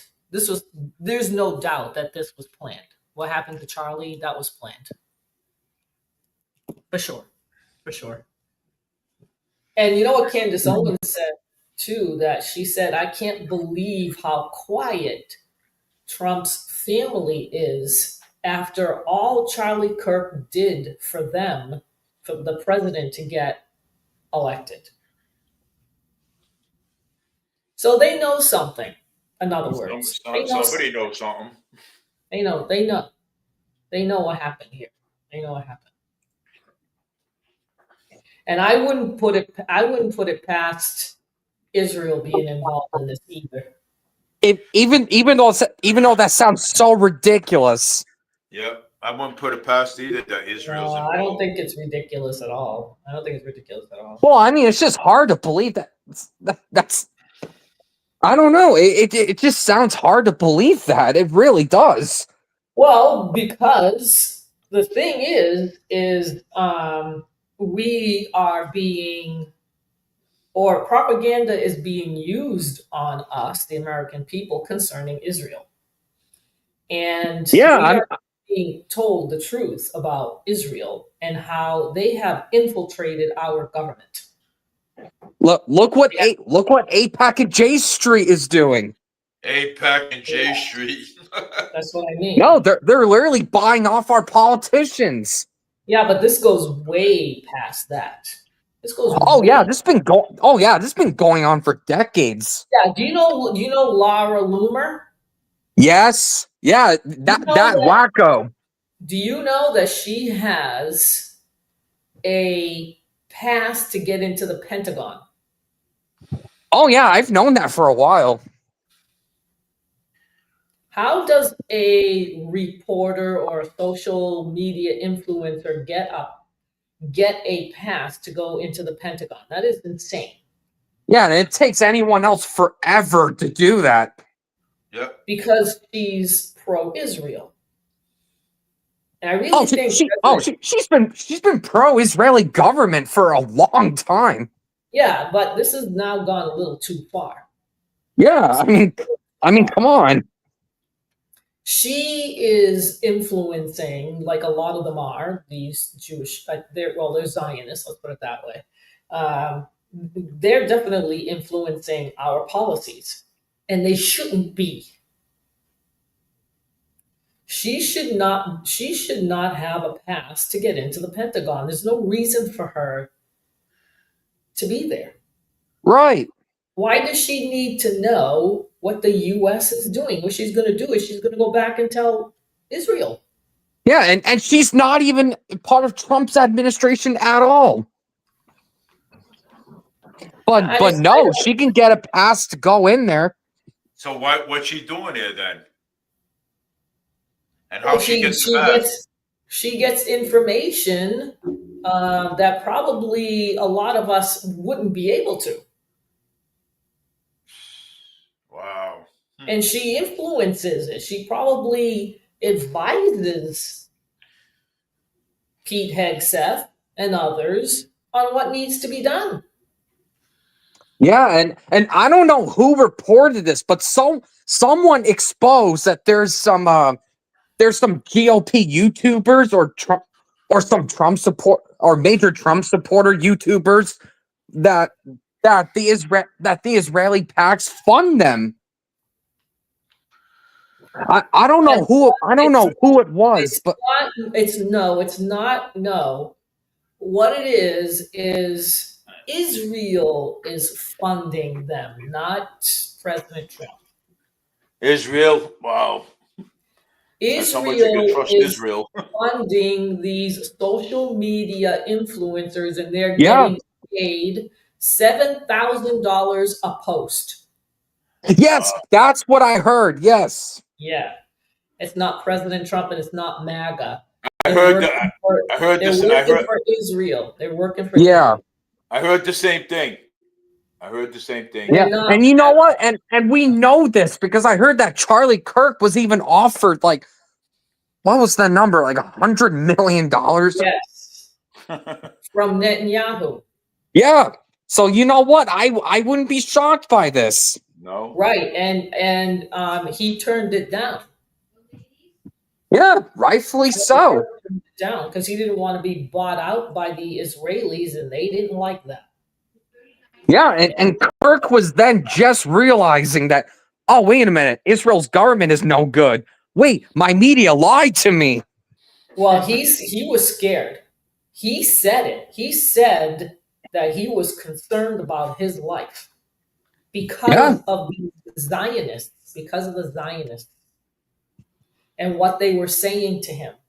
He was worried. And he was right. Yeah, he even went on one podcast and he said, "Okay, I gotta choose my words very carefully about this." Right. Exactly. And Candace Owens, somebody said Candace Owens is also concerned about her life and that she has security with her all the time. She even said, if anything happens to me, blame Israel. Yeah, look at what Snowflake Shapiro did to her. Yes. Yeah, he fired her because she was questioning the Israeli government's ethnic cleansing of Gazans. Wow. And you know what else? Mark Levin is now going after Tucker Carlson. Oh God. These people, they will ruin you if they can. They will ruin you. And they will put a target on your back. So if I were Tucker Carlson, I hope he has security detail as well. And you know what? It's amazing. Tucker is anti-war, and people are mad at him because he wants to stop the wars. It's amazing. They're brainwashed. I'm telling you, the people in this country have been brainwashed by the evangelicals. So Blake Shapiro, That's right. And Matt Walsh, too, is another one. Matt Walsh. Although Matt Walsh is starting to question them as well. Yeah, I mean, a lot of people are, and the people in this country, are doing the same thing. And I don't know if you know, but Israel is tracking people in the Southwest that go to church and the Wow. Christian schools. And Elisa, we did talk about that quite a lot. They are tracking, Israel is tracking people, the evangelicals, that is, that go to church. It's called geofencing. And wherever they have this tracking device hit a certain area, a church, big ones and small ones, it pings or whatever, and they know that the person is there. They know how long they are there. And then they give them messages, pro-Israeli messages and anti-Palestinian messages on their phone. That's what they do. These are the evangelicals when they go to church, and the pastors there, some of them are paid to push the propaganda that Israel is the chosen land and that the Israelis, the modern day Israelis, are the chosen people, so that they can justify what they're doing. The Israel is not the chosen people. The only chosen one is the Holy One himself, the Lord Jesus Christ. That's the chosen one. But my thing is what I'm saying is that they use the Bible to twist things. Yeah, so that people will support Israel and what they are doing there and get money if they want. Yeah, even shills like Ted Cruz keep saying, "Oh, the Bible said this about Israel." That's right. Yep, exactly. He's not the only one. Those are Zionists. That's a Zionist. Yes, that's a Zionist. But like I said, I love the rabbis there. I love the people over there, but I want to get rid of the government. Get rid of. Yeah, I think Israel should exist. We're not saying Israel shouldn't exist. We want to get that squared with. No, we are not advocating for the destruction of Israel, but we just don't agree what their government's doing. The prime minister has to go. That's all. Yeah, that's it. Change. And all of these ultra right Zionists who keep doing these war crimes, it's actually increasing anti-Semitism to other Jews. Well, no, you know what they're saying about those anti-Semitism attacks? They're actually planted by the Jews. I don't know if you heard that, but a lot of these so-called attacks on Jewish people, they did themselves. Attacks? Yep. That's what they found. What do you mean by that? So when you hear an incident that some Jewish person was attacked, or there were swastikas on a temple, Jewish temple, what they found when they investigated was an actual Jewish person did it. Well, that may be that one incident, but No, there is plenty of anti-Semitic people that have done that for decades. No, James, look it up. There's way more than one. Look it up. No. It's they're setting it up. They're setting it up so that people will sympathize with them. That's what they're doing.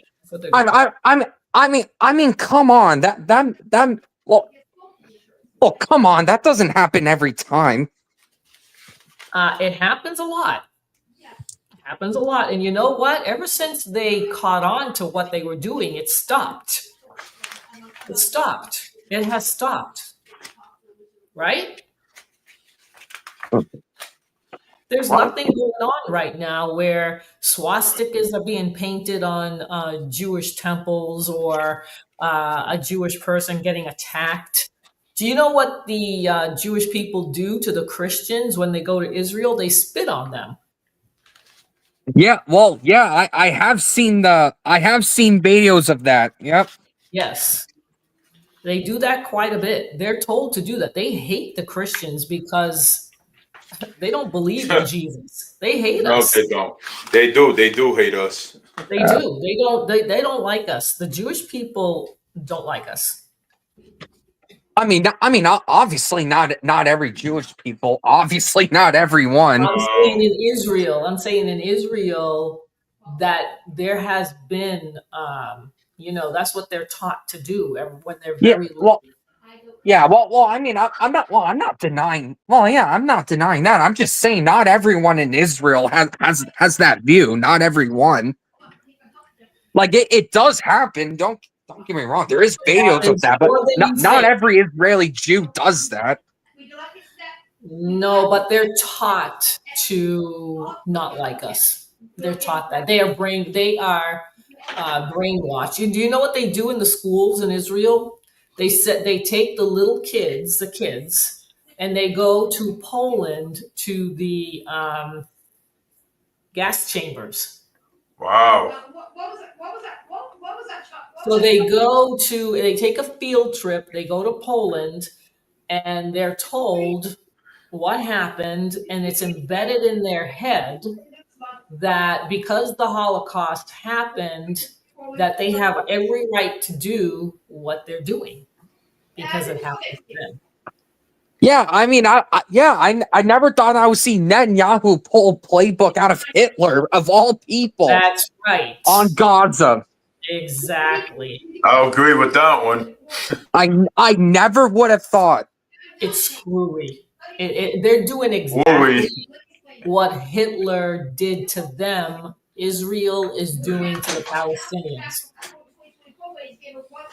And then, of course, there's people that are saying, oh, Palestinians is Hamas. Or they'll say, oh, there's no such thing as an innocent Palestinian. Just wipe them out. Yes, they're taught that, I saw a video where, again, these kids that are in school, they are taken to an area in Israel, and they can look through those binoculars, where you can see far away. Yeah. And they show the Israeli government blowing up Gaza, and they got smiles on their faces because they're told that this is a good thing. And this is what the media doesn't show us. That's right. Nope. They don't show you that. No. Of course not. No. I think I saw it on YouTube. I'm not sure. But sometimes you can get those videos, and I just so happen to catch it, where the kids are told that this needs to be done. They need to be wiped out, and they agree. So there's a lot of propaganda going on in Israel. Is there any YouTubes on anything like that so we can watch it and see? Let me see if I can find it, Dave. I'm not sure. Let me see if I can find it. And I don't know if showing other videos on a stream is a good idea. No, it's okay. I won't put the volume up. They're not. It's public. It's public. Yeah, because YouTube is really bad with the copyright. Yeah, no, it's not copyright. It won't happen. I always put a lot of that stuff up all the time. Yeah, I'm gonna kill the volume so you don't hear it. Just kill the volume. And another thing, people will say, oh, but Palestinians always keep denying peace treaties. Oh, how dare they? And you know why they keep denying it? Because every single plan that's been offered, Israel would always get the good land, and Palestine would always be given the shitty land that nobody wants. I agree with that. That's why Palestine keeps denying it. Well, we'll see what happens, because I hope they do. The Palestinians, I hope they get good land. Yeah, I hope there's a two-state there's a two-state plan that there will be countries of Israel, that Israel gets a state of their own and Palestine gets a state of their own, Hamas free. Yeah. That's But why unfortunately, you can't have a Palestinian state with Hamas in charge. I mean, that's not going to fly. No. That's why I like to hear everybody's opinions on everything. So I mean, that's why I asked you to come on. Yeah, and people will scream at you. Yeah. When you say you support a two-state solution between Israel and Palestine, people will scream at you.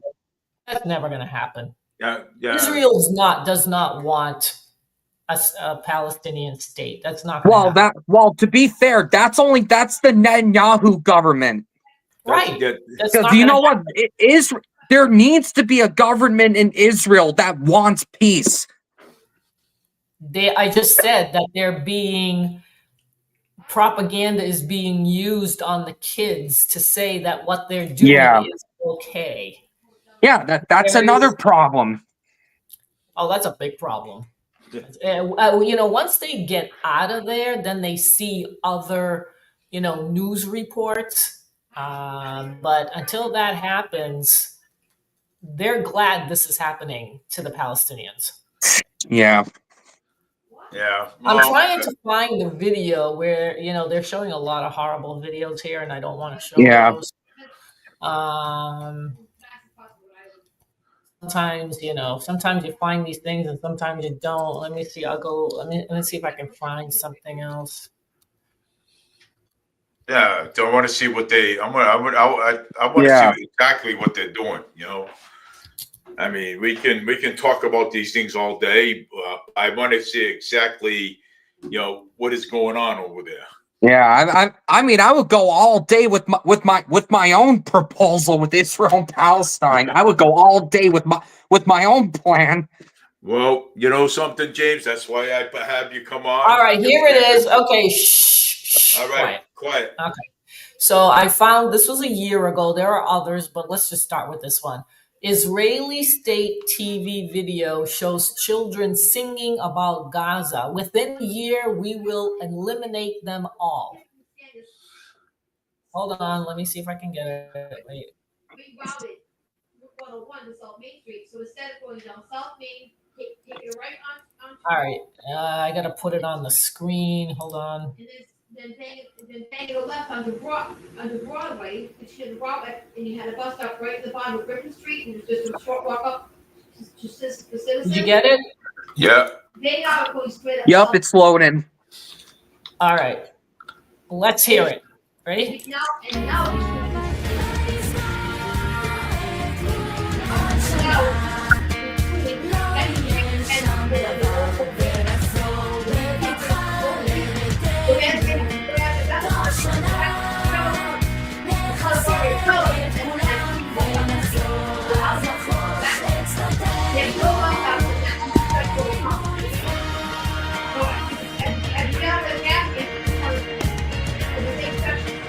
State owned.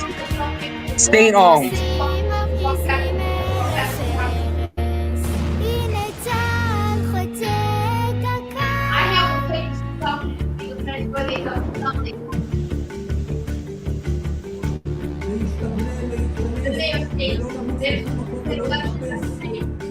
והיא הומניטריה. והמילה הומניטריה הייתה נכונה בהקשר הזה עד 7 באוקטובר. החובה שלנו, של מדינת ישראל, היא להילחם בהם כאילו הם לא בני אנוש.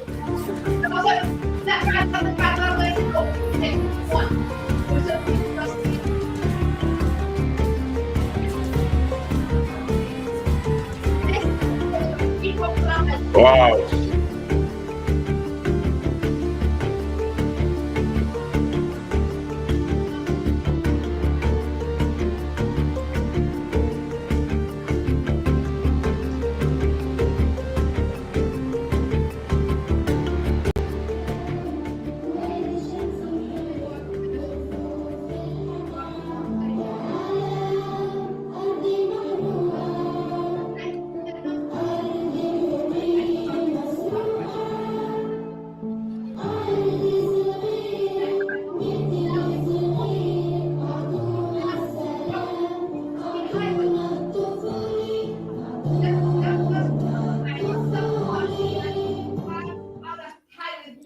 Wow. Oh, that's from Al Jazeera. Yeah, they post their own propaganda as well. I don't think that Yeah. was. Yeah, maybe not. I mean, not this piece, but Al Jazeera Oh, has yeah. been known to I make grew a up lot of in. propaganda and stuff. Since I grew since up it, This in. one. Okay, listen. I saw this video. Okay, I heard this woman. She's a teacher. She was a teacher in Israel, and she tells how the system, the education system, brainwashes the children. This is part one. It's kind of long, but let's just hear a little bit. You want to hear a little bit? Yeah. Yeah. Yeah. Go ahead. All right. A kind of a normative Israeli little town in the north. And I was a really good student, so an excellent student even. So I was really immersed. I was really immersed in the system as a student, as a pupil. And the experiences when people ask whether Palestinians or how Palestinians are represented, I mean, the short answer is they're not represented at all. I mean, the only thing that you learn as a child, and actually later as a teenager in high school, is that it's a lot about the Jewish history, which is also limited. And there are the Arabs. I don't even remember using the words Palestinians in school. Arabs was there, and they're always can't even remember. in a context of being our enemies. So it's really as simplistic as that.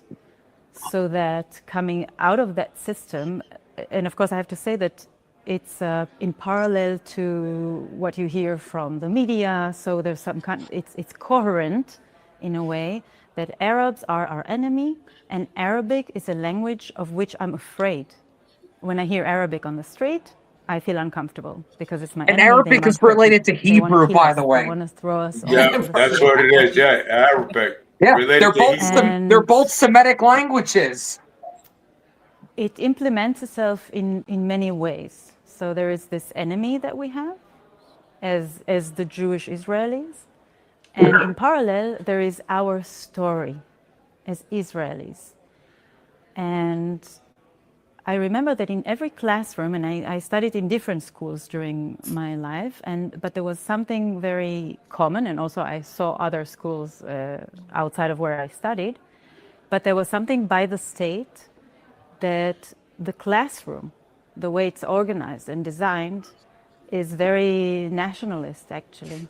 So in every classroom, there is a picture of the map of Israel.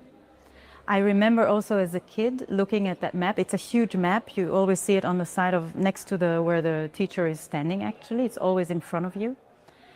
And I didn't know much about the 67 Green Line and all kinds of things that are actually quite Armistice line, but in the map, it was very, very mildly marked. So I always had thoughts about it. What is that line? But I didn't know. We didn't learn.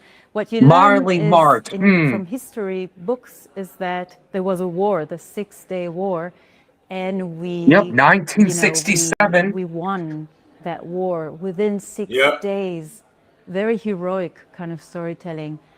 The Jewish Israelis against all Arab military. That's how Israel got the West Bank and Gaza back, was from the 6-Day War. More of the land that belongs to the Jews. And the storytelling is also Egypt had Gaza at one point. Jordan had the West Bank at one point. Other classes apart from history, which is the Bible. There's a special class that you learn from 2nd grade, and maybe nowadays it's already 1st grade, until the 12th grade, where you graduate. And you have to also take the final test about the Bible. So we learn really stories from the Bible. You cannot learn the whole book because it's really huge, but you learn a lot of major parts of it. You learn to analyze the texts and to learn the stories, and they they teach it a little bit academically, so I could really learn, let's say, on the level of literature about that book, but it's always passed on to you, even if the teacher is not believing in the story of the Bible and understands it as a myth. It is very strongly the way you understand your identity. You are connected to that. That's our people. And you learn a lot about the enemies we used to have, you know, thousands of years ago. And that's maybe the only place as a child where I would say that the word closely to Palestinians, we have the word, in the Bible it says Plishtim. So these were also our enemies. And then I think the connection that I would Philistines. make as a kid, The Philistines, when I yeah. started hearing the word Palestinians, I connected it, the connotation was to these Plishtim from the Bible who were our enemies. So there are all kinds of linguistic things that are happening. And in addition to this map next to the teacher, there is still always the role of independence, it's called. It's quite a short text, but they print it a bit larger. That was signed on by David Ben-Gurion, the first prime minister of Israel in 1948, in May 1948, when the Israeli state was announced, founded, approved by the UN. And it's a big historical moment. You learn a lot, like not the details of what happened on that day, but you learn a lot about how that came to be and the world approving us as a state and this declaration. And I think that's interesting because the declaration in itself, when one reads it, and you see it as a kid a lot, the text is in Hebrew and we can always refer to it and look at it, or the teacher can refer to it. It's exactly this kind of spirit in which the state was founded. The spirit is liberal Zionism. And that's exactly what, like with the years when I grew up and I became an activist and understanding the real story of Israel, Palestine, and where I grew up. Nowadays, one of the main criticism I have as an adult is against this liberal Zionism because it has a lot of contradictions within it. And this, as I said, this text of this Declaration of Independence has really beautiful words, as well as being quite racist, if you really look deeper into it. And it declares us as a democracy, regardless of, of the race or the gender. So it's supposed to look at the world, to show the world we are a democracy on top of everything. And of course, apart from the map and the Declaration of Independence, there is the Israeli flag. So these three items that are really like burned in your brain as a kid from a very young age. I mean, sometimes it's also in kindergarten, you already see it. And it creates a strong part of your identity and you look at it in a very, very positive light.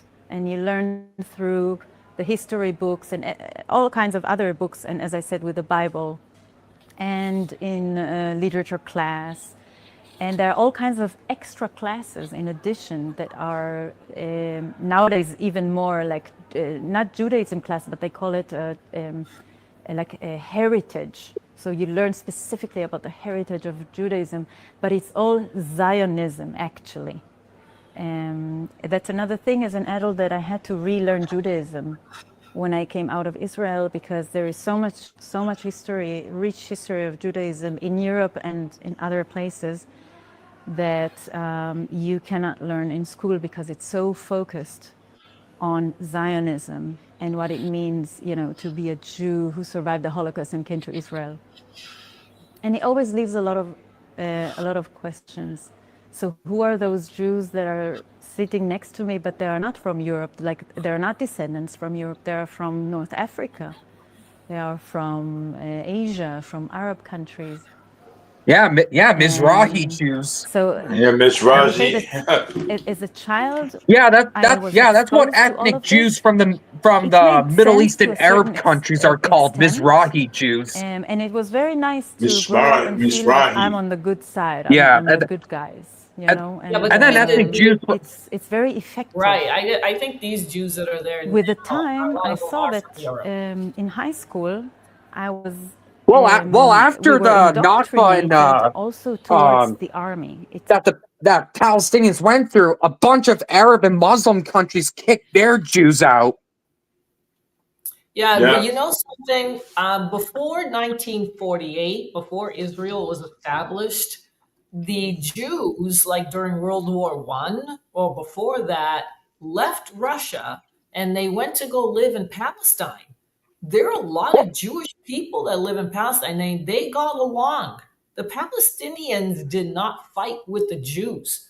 They got along. They welcomed Yeah. them on their land. I mean, they got along even during the Ottoman Empire times when Yes. the Ottoman Empire had the land. Do you know that there's a rabbi in England who said he wants to go back to the Middle East, but he wants to live in Palestine. He's like, I'm not going to Palestine until Israel gets out of there. Or until there's or until there's a two-state solution. The Hasidic Jews do not like Israel. They don't want Israel to be a nation because in the Bible it says they're supposed to roam. They were exiled from that land. Yeah, and they want to keep it that way. So they're fine with it, the Hasidic Jews. They're okay with it. yeah, and This there's is- also but there was also liberal Jews that says that there shouldn't be a state in Israel until the second coming the second coming of Christ. Christ. I don't know. See, this is what I'm saying with the evangelicals. This is what they're being, this is propaganda from Israel, and Israel is using evangelicals for their message for Israel. This is what no, it's not Christ. Sorry, I think it's supposed to be No, the second coming of Christ. Yeah, that's right. That's what it says in the Bible. Yeah, you're right. It's not anybody else. It's Christ. or you know what? Let me. I'm gonna look this up. So isn't this like something what they do to the kids in Israel? Yeah, indoctrination. Indoctrination, yeah. Did you hear her say Zionism? Zionism, Yeah. I heard of We've got that in this country.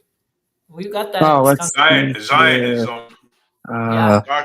indoctrination. Yeah, we have it here. Oh yeah. It's coming all right. from the Let's see here. What's going on in Syria? It turns out some liberal Jews and Orthodox rabbis, shockingly, they basically agreed that there shouldn't be a Jewish state before the Messiah comes. And the Messiah is very different in Judaism. Yeah, whatever. The thing is, I think it's in the Torah, the Old Testament, that I believe, because that's what the Jewish people believe in. They don't believe in the New Testament. They believe in the Old Testament. And I think in the Old Testament it says that they were exiled from that land. They're supposed to roam. Well, you know why? Because first Assyria conquers the kingdom of Israel. So Assyria takes the northern kingdom, and then Babylon under King Nebuchadnezzar II, he ends up taking the kingdom of Judah, and then the Judites or Jews were exiled out of the land. Yes, and they're supposed to stay that way. They're supposed to be exiled. Whatever the reason is, the Bible says that they are supposed to not have their own land. Well, which is interesting. Which is interesting. You said that because, also the Bible, it states another historical moment where Cyrus the Great, the king of the Persians, he actually allows the Jews to go back to the land under the edict of Cyrus.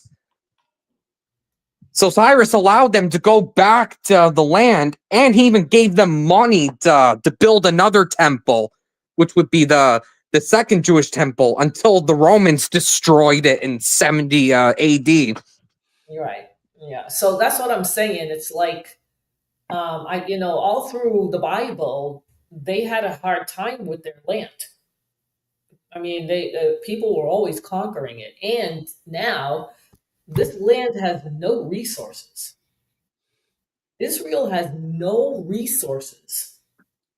If it wasn't for the taxpayer in this country, Israel would not exist.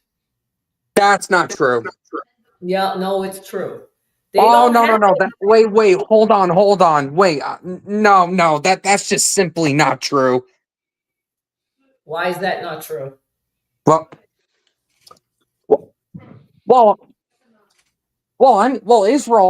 Israel's one of the I think they're one of the most they're one of the most rich countries in the Middle East.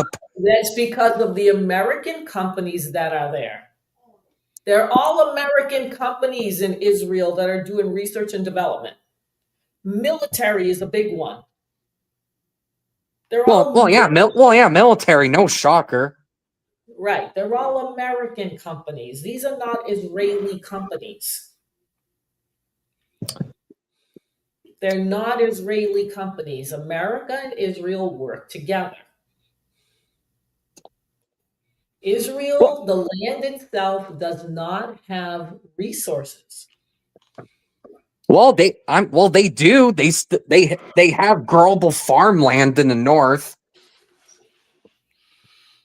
When beforehand you couldn't grow much there. They're not right. It's not enough to sustain themselves. Okay, it's not like they're the U.S. and they have. I mean, they're the size of Connecticut almost. Yeah. So what they've got is nothing. Which again, I wouldn't say nothing. Well, then tell me what they've got. You're just saying that it can't be. See, unfortunately you have this mentality that there's no fraud, that can't be true, but you don't have anything behind it to substantiate what you're saying. So tell me what it is that Israel has that you say is not true, because that's what I've read. They don't have resources, and you're saying it's not true. Tell me the resources that they have. Yeah, I mean, they don't have a lot of resources, but they definitely have a lot of farms they have farms in the north. They have a big tech sector, especially in Tel Aviv. I just said that's American companies. They don't have enough. There's plenty of other Israeli companies in there. It's not just American companies. Who? I don't know the name of a lot of Israeli companies, but they do exist. No, how can they exist when you can't even tell me who it is? Which Israeli companies that you know of that are famous? Well, I can't remember everything on top of my head. I can't remember everything. They don't. Because they do. I feel like I'm in a debate. I mean, over that's here. pretty disingenuous to say that's not true. And I'm not even a big fan of Israel. And I have to say this. James, all right. You keep saying no, and you've got nothing to back it up. You're the one that's being disingenuous. Okay, all right, enough. How am I being disingenuous? Well, because you think you're I feel like right. I'm in a debate over here.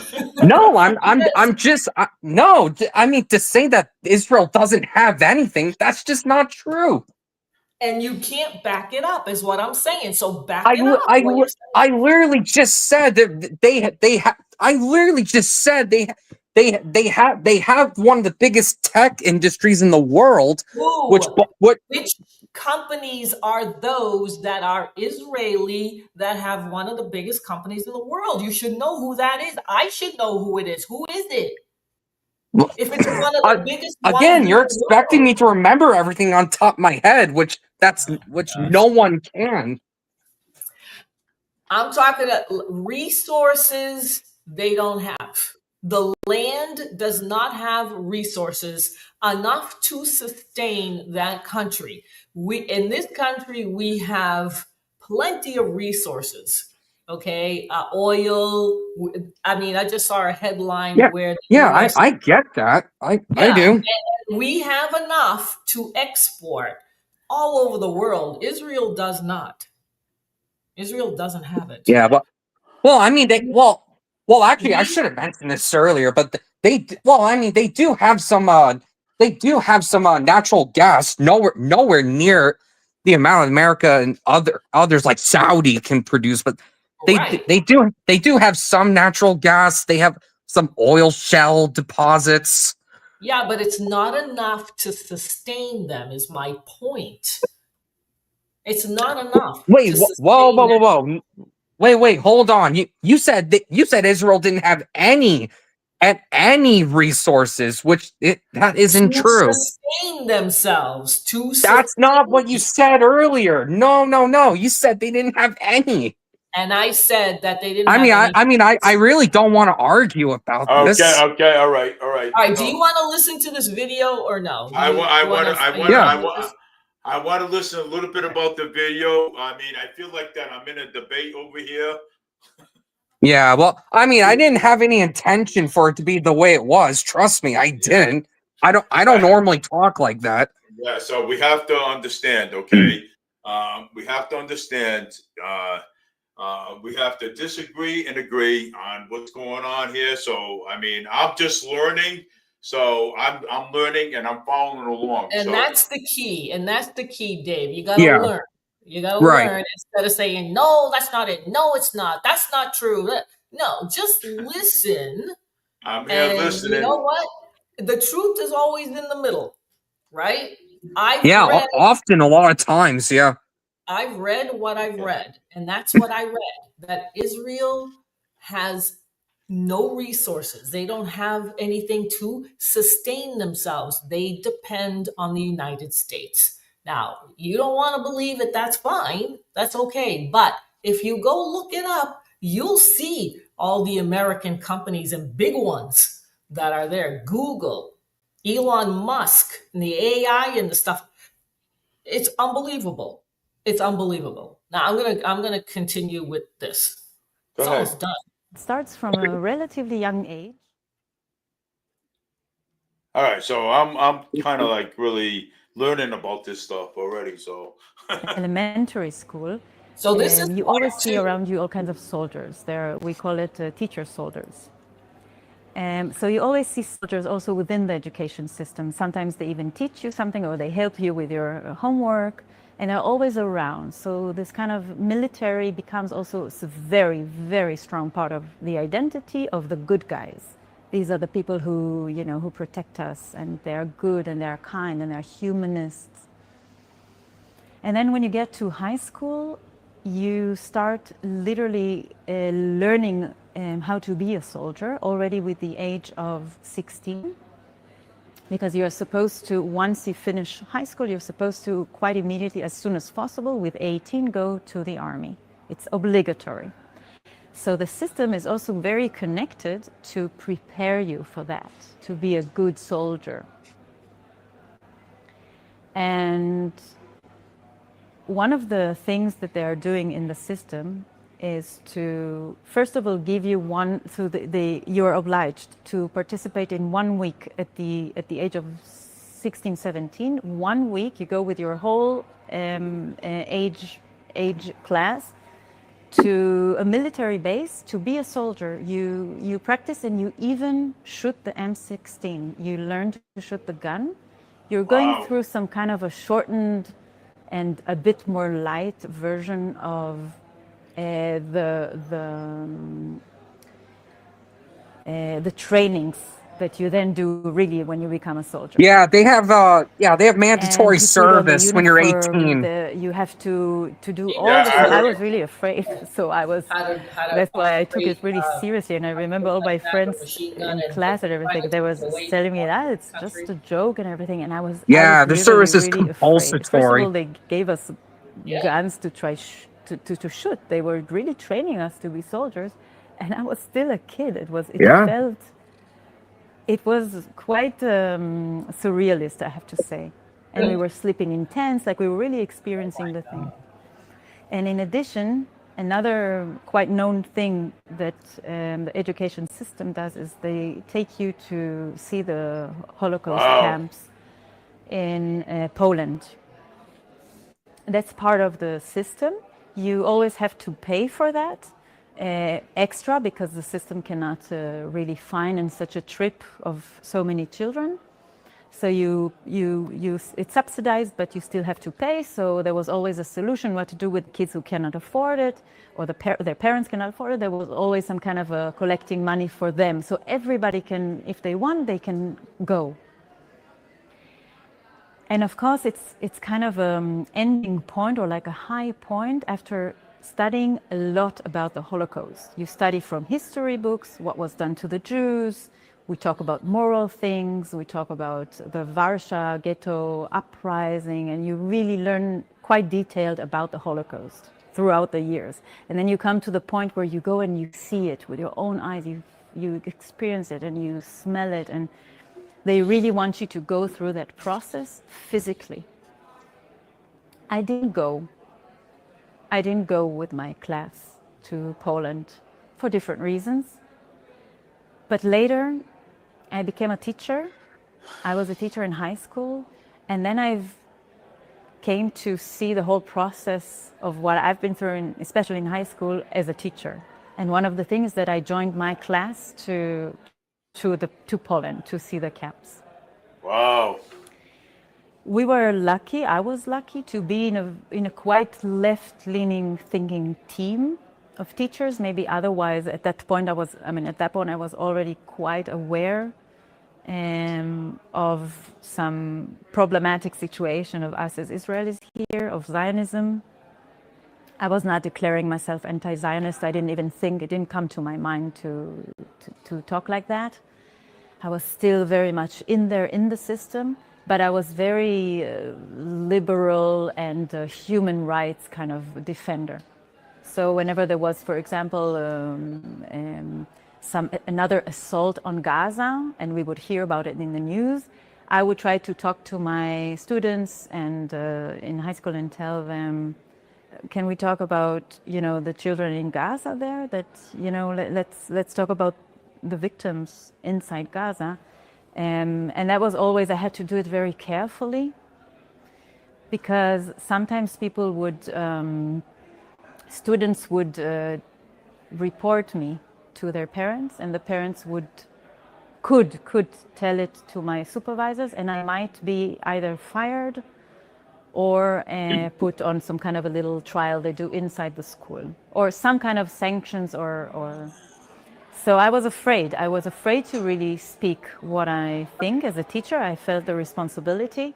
And at the same time, I couldn't play along with what I already understood that is going on.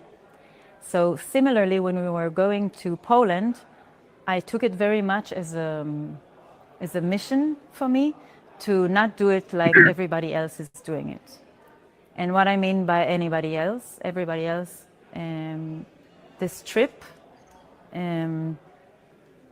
usually you come as, first of all, you're in high school, you're 17, very wild and hormonal, and you're excited to go abroad with your classmates, with your friends. And there's a lot of experience beyond visiting the camps. But one of the things that is happening educationally, pedagogically, within those tours is that there's always a guide who is practiced to do that. The teachers are just, being there with them and following the tour. But the guides are mostly trained, they're Israelis, they speak in Hebrew, and then they are trained to tell these kids who are going to go to the army next year the connection between what was done to us and why we have to be soldiers in the army. So it's way beyond that it's just obligatory by law in Israel that you go to the army. You go there with your heart because you just saw what was done to the Jews, and the methods, the methodologies in which very, very often those guides are showing children what was happening in the camps is through playing music, telling stories, making it very highly emotional. And one of the things that I find which is the worst is to let them physically experience. So they would tell, for example, the whole class now, 30, 40 kids, should go inside like a train wagon that was left in Auschwitz. You should feel how it is to be, you know, squeezed into this train like happened to our grandparents. On a side note, I would say that not all these kids are Holocaust survivor descendants.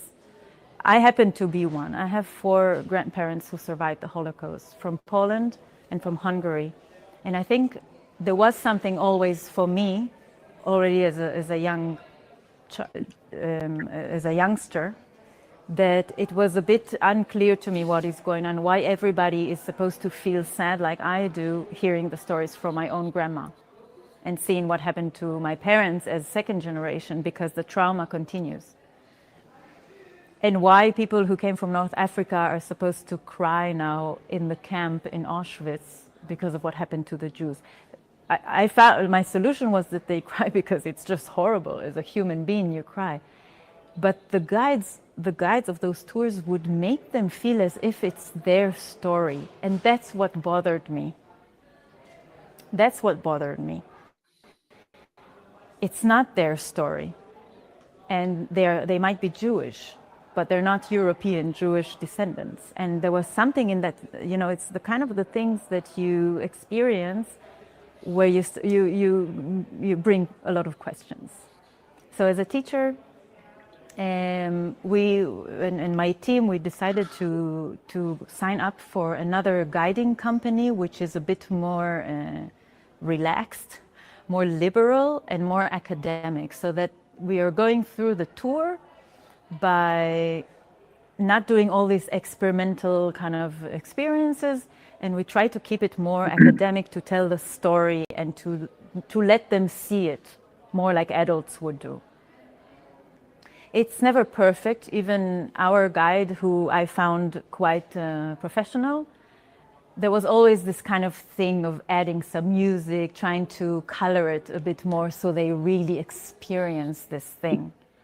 And I remember something that had an influence on me, and 2 stories I can tell. One of them was that the students, so that's now as a teacher, being with my students, so I was 27 maybe at the time.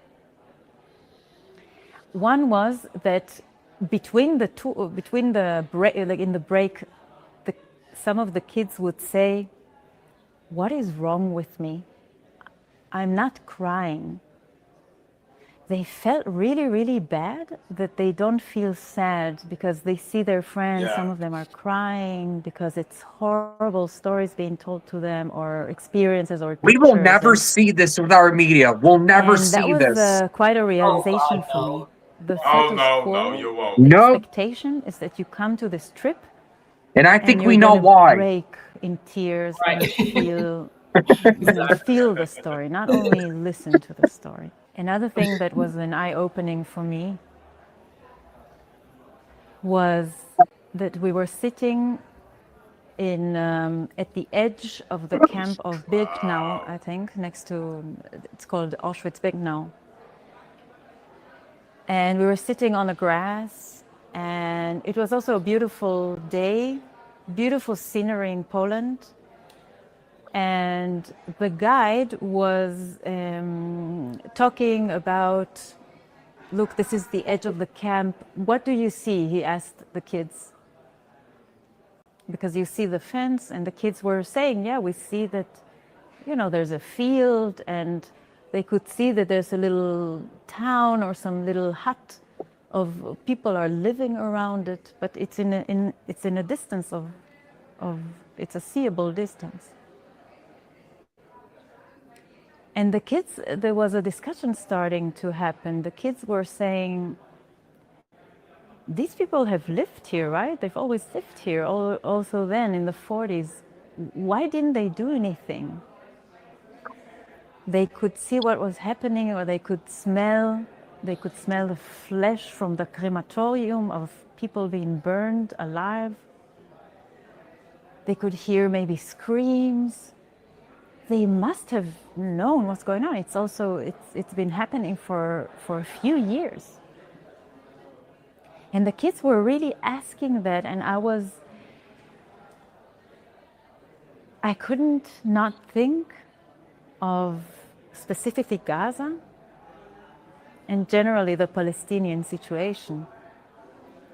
And I felt like this would be the right connection educationally with the kids.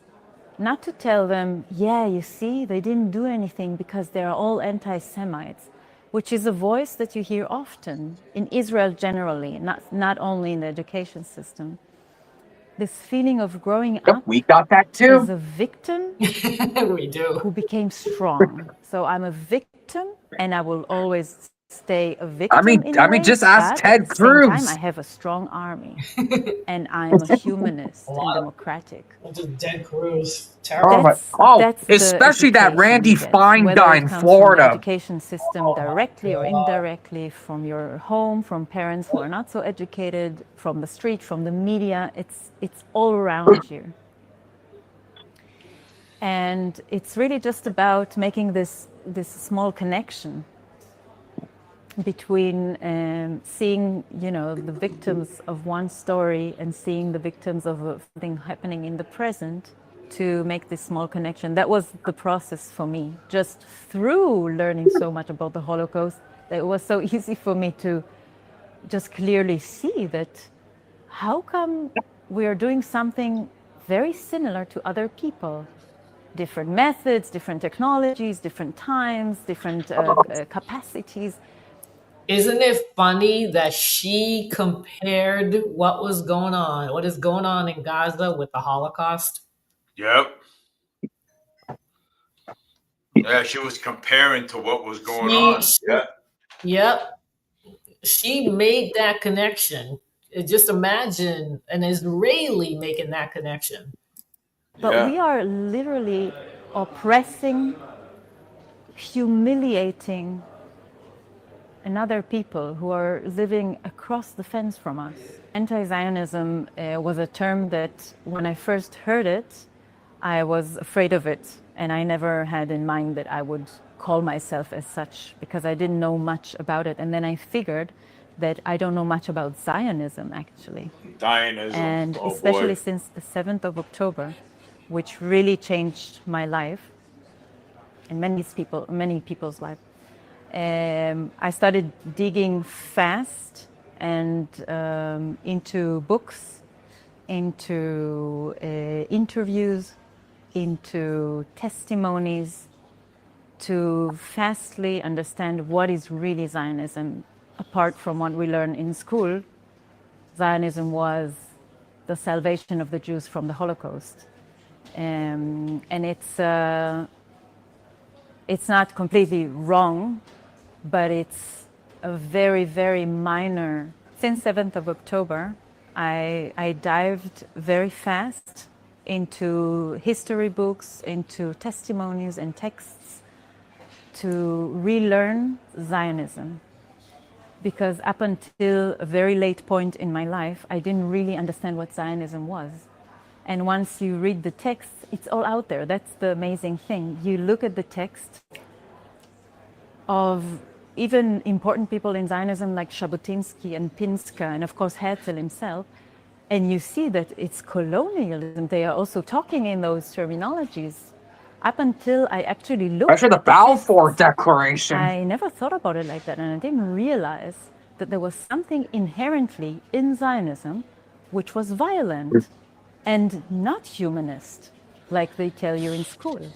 And therefore, it was Balfour quite Declaration really quickly when kicked I off understood, Zionism. okay, now I understand what anti. I mean, this is, I mean, it's unbelievable how this woman is making all these connections, like coming from that country. And there's so many people in this country that don't make that connection. They just Or they don't just see flat it. out refuse to recognize it. Right. And look at what Ted Cruz said. He was elected to protect the interests of Israel. That's Zionism. That is Zionism. That's Zionism. And a senator should be- openly said this. Yeah, and there are others too. And he's supposed to be protected. He's supposed to be looking after our interests, the interests of the American people and his constituents, not Yeah. Israel. This is insane. You would think. You would absolutely think. Yeah, you would think that that's the case, but she's describing it like to the T. Like she's like right spot on about Zionism and how cruel it is. They're cruel, and we were just talking about Charlie Kirk. These people are nuts. They're dangerous. Crazy. They're dangerous, and they're crazy. And they're nuts. Zionism is about. If we really want to live. And there's loads of Hamas supporters on TikTok. And I wish I could do that.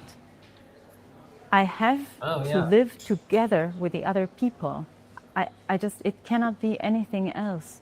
And it cannot be Zionist. And I don't even care how this land is going to be called. That was how the story. All right, that's it. Did you hear what she said? She said that she doesn't even know what this land is going to be called. Remember when I said that the Jews are not supposed to have their land? Yeah. She's kind of saying the same thing. And you know what I said too? I think Israel is the one that needs to go. I don't think the Palestinians need to go or anybody else. I think Israel. I think Israel does. Yep. They gotta go.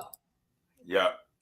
Plain English. And they will. And you know something? I think it's going to happen. Something's going to happen here because there's no way that what Israel is doing right now in the Gaza Strip, they're going to get away with it. They're not going to get away with it. There's no way. Yeah. Israel needs a prime minister that wants peace. Yeah. Like actual peace. Yeah, but you know what? The prime minister before Netanyahu wanted to have Palestinian, Palestine recognized as a state, but these Zionist nut jobs didn't want it, and they killed them for it. Yitzhak Rabin. Was it Rabin or was it the other one? I thought it was. I thought it was Rabin. Although with Rabin, he wanted Palestine. He wanted Palestinians to have more autonomy. Yeah, and you know what? He got killed for that. A far right Zionist ended up killing him. Yeah, and that's then Netanyahu. Then that's where you get the rise of Netanyahu from. That's right. And now you've got what you've got with Netanyahu, because these are Zionists. They will do anything to keep Israel as a nation. And this is his third term. Yeah. He's been in power 3 times. They got to be a special election where that they got to get him out of there. Well, Israel's having parliamentary elections next year. I hope his party loses the majority. They're going to make sure they're going to stay in. Trust me. These people, they're not to be fooled with. These people are nuts. They are. They're not. And you know what? Yeah. Unfortunately, I don't know where President Trump is getting all this crap with Venezuela and now Nigeria. Is it Netanyahu? Is he like following that nut job's lead here with this crap?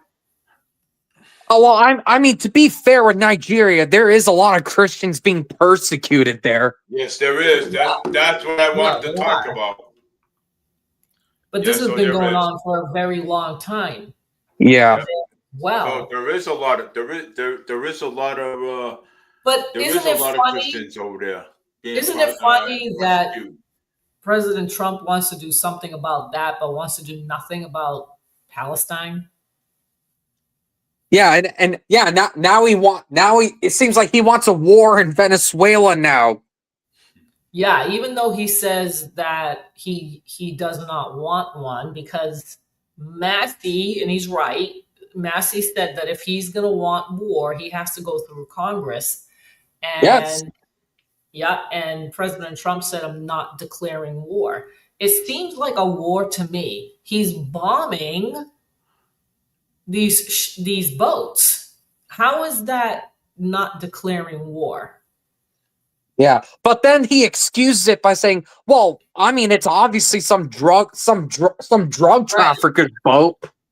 He's doing it because of the drugs. Since when? Like, who does that? Have we ever done that before? Around that area, I haven't. Anywhere. Like, has any previous president gone into a country because of drugs? Well, we were going after pirates around Somalia. You know, when the Somali pirates were at its peak. Because of drugs? Because I remember. Well, not just drugs, but not just drug trafficking, but they were also just taking over. They were also just legit taking over cargo ships. Yeah, the pirates. Because I remember that when I was younger. I think Roosevelt had done something like that, because I think I remember reading something up on it when I was at BCC. But involving drugs with Roosevelt, I don't know about that. No, I don't know what I do remember something with Somalia, but I don't remember whoever was president then bombing the ships. Oh, that was Obama. That was Obama. Oh, this was President Obama. Yeah, this was like 2010, 2011. So did he bomb the Somalian ships? Yes, he did. Yeah. Well, I don't know if he bombed them or if he sent people to kill them or whatever, but I remember, the U.S. wanted to take those guys down. Yeah. Okay. But President Trump is actually bombing boats. Oh yeah, he's just straight up bombing them. Yeah. Just bombing. I mean, He doesn't care. I think over 40 people have been killed with that, and one of them was a fisherman. And Pete Hegseth is saying, no, these are drug lords, like just trafficking drugs and fentanyl. And people, and then they're asking, how do you know that? Right? How do they know that?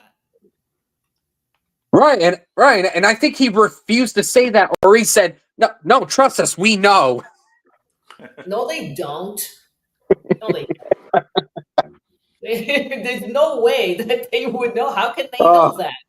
You have to have boots on the ground. You have to have intelligence on the ground to know that.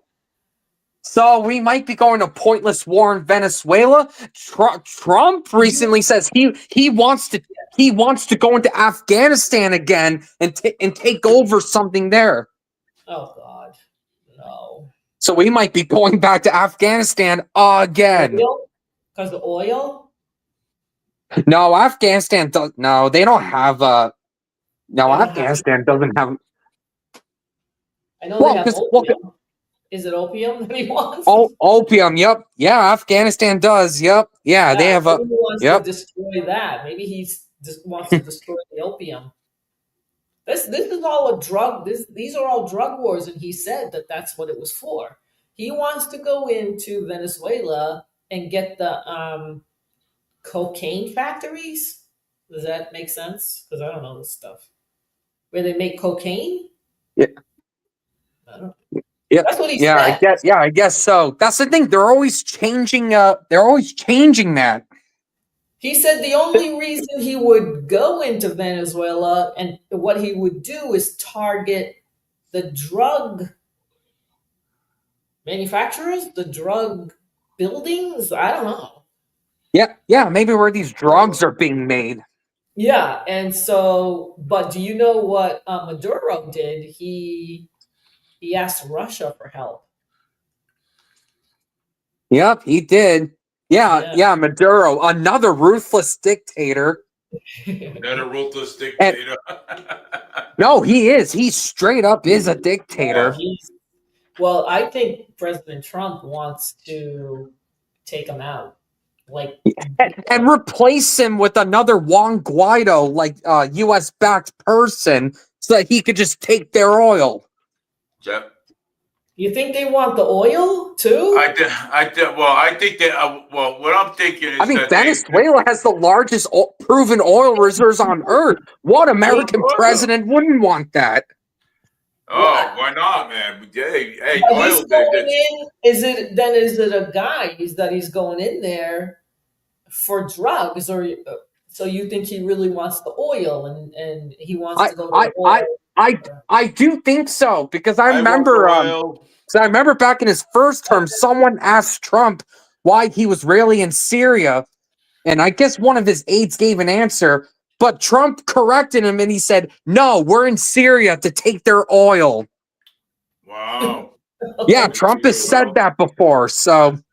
Oh man. So he's gonna go in Syria and take their oil, and then go into Venezuela and take their oil. You know what? Too? He's gonna get. Wow. He's the one that said that he was not gonna get us into World War III. He better not. Yeah, I don't know about that. This is worrisome. Russia in Venezuela, or I don't know what Russia said. I heard.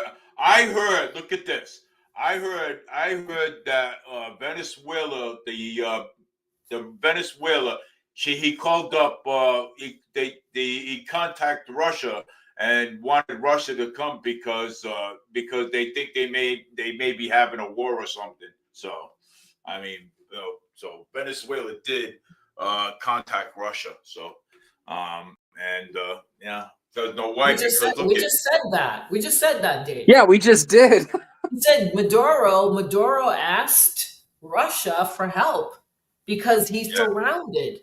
There are warships surrounding. Yeah, I mean, the USS Gerald Ford, it's on its way there. That's right. This week, actually. I guess it's going to be there pretty soon. Yes, right. Oh, brilliant. Brilliant. As long as I ain't there, so that's all that matters to me. What did you say? I said, as long as I'm not in Venezuela. That doesn't matter. What in the world? We have to, this crap with the government shutdown. What day is it with the government shutdown? Oh, I think it's day 34. Nope, day 36. Day 36. Yeah. And you know what? I also heard something where after the most recent elections, I heard that the Democrats are now trying to open up the government now. After those elections. Really? I heard that too. That's what I heard. Well, that's one of the rumors I've heard. Yeah. It didn't happen though today. I don't think it's gonna happen. I don't think it's gonna happen. Well, yeah, especially with Chuck Schumer and Hakeem Jeffries. Yeah, I don't think so. That's not gonna happen. They're not gonna open that up. I think I did my live on it today that President Trump wants the Republican senators to use the nuclear option. Oh yeah. So they can open up the government by force. Yeah. Well, and you know what? And this is gonna backfire him because again, the media is already portraying him as a tyrant. And if that goes through, that's going to make it even worse. It's got nothing to do with that. It's got to do with the Senate. I know, but that's what the media's. I guarantee you, that's what the media is going to do. No, you know what? He told the Senate Republicans to go nuclear and no filibuster. Well, yeah, I mean, look how long this is. This is the longest shutdown ever. Right. 36. Do you think that they should use the nuclear option? You think? If it's desperate and if things aren't looking good. Yes, you think so? You think President Trump is right? You know what? If something isn't agreed on by the end of November, I think so. Yeah, okay. Because this is you know what? This has been going on for over a month now. Yeah. I mean, people are losing their SNAP. Government workers, they have to work for free because they're not getting paid. Agree. Right. Agree. And then No, I mean this is just getting ridiculous. and they're they have to get other jobs.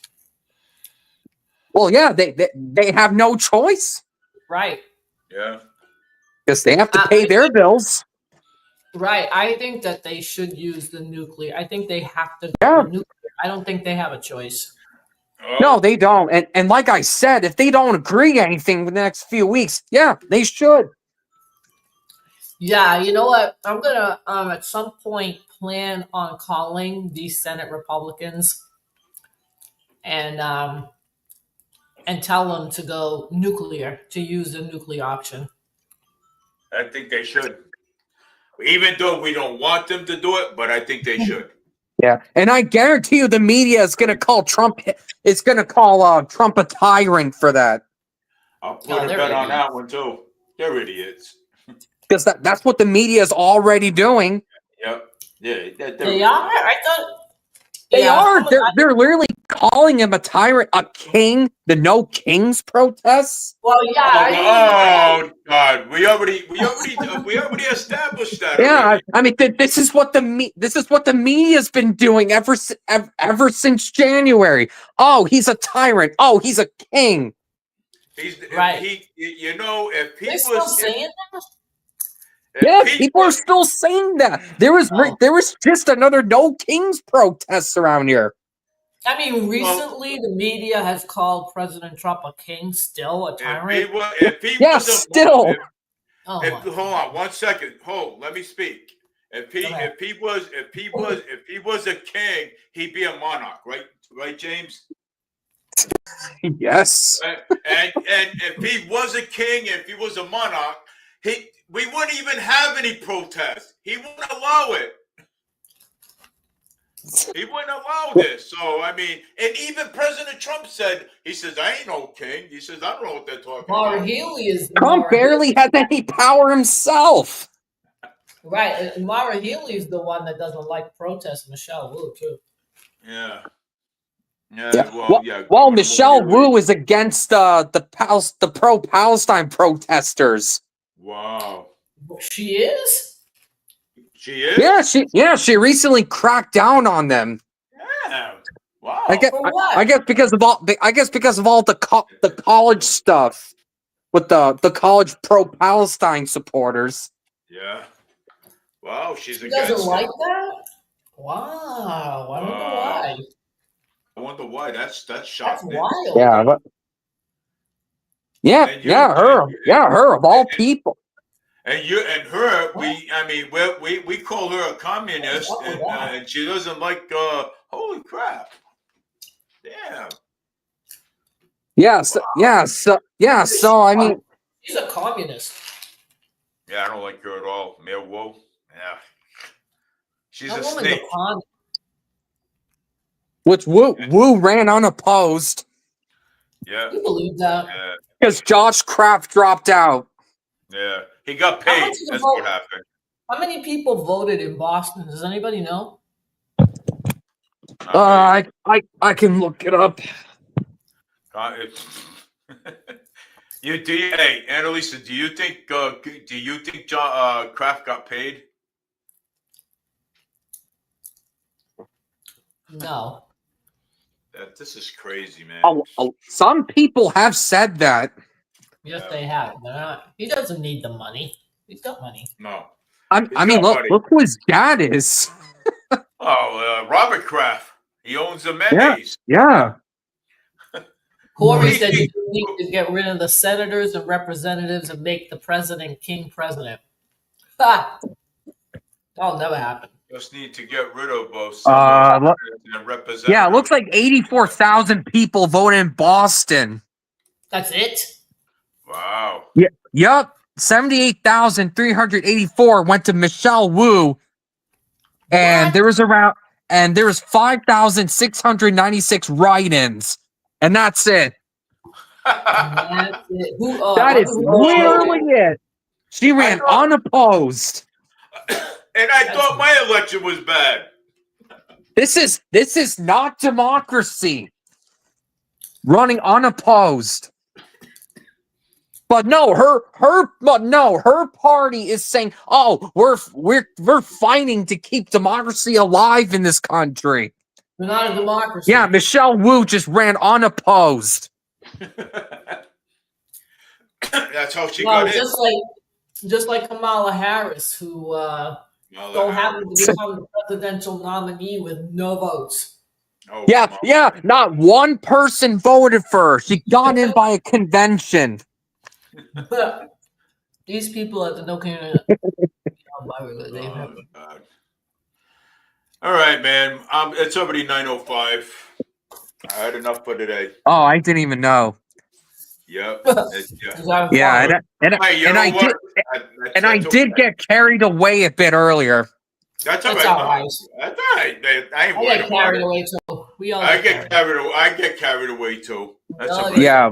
Don't worry about it. You know what Yeah, I'm saying? Hey. Well, I mean, I know for sure there's like Israeli-based tech companies like in Tel Aviv. It's just I couldn't remember it on top of my head. James, we want your voice to be with James. We want your voice to be heard too, because you have the right to have. What was the name of the company? What was the name of the company? You know what? I actually found some. So there's some like Wix, CyberArk, Monday.com, Mobileye, NICE Systems, AI21 Labs, Argus Cybersecurity.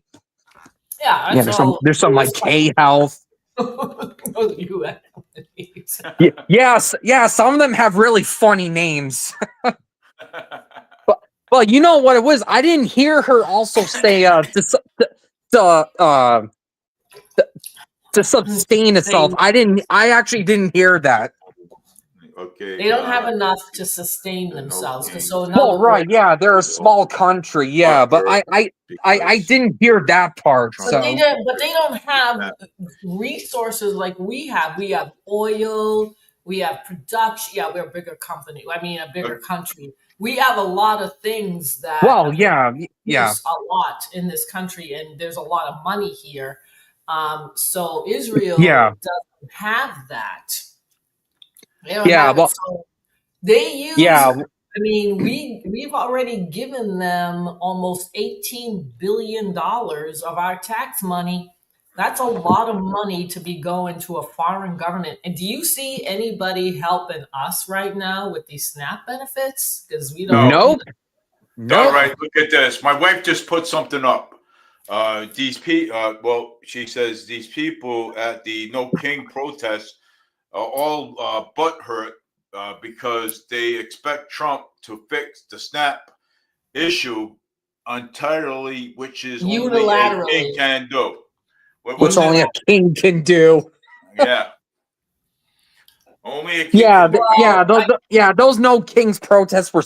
They were useless. Really absolutely stupid. Useless.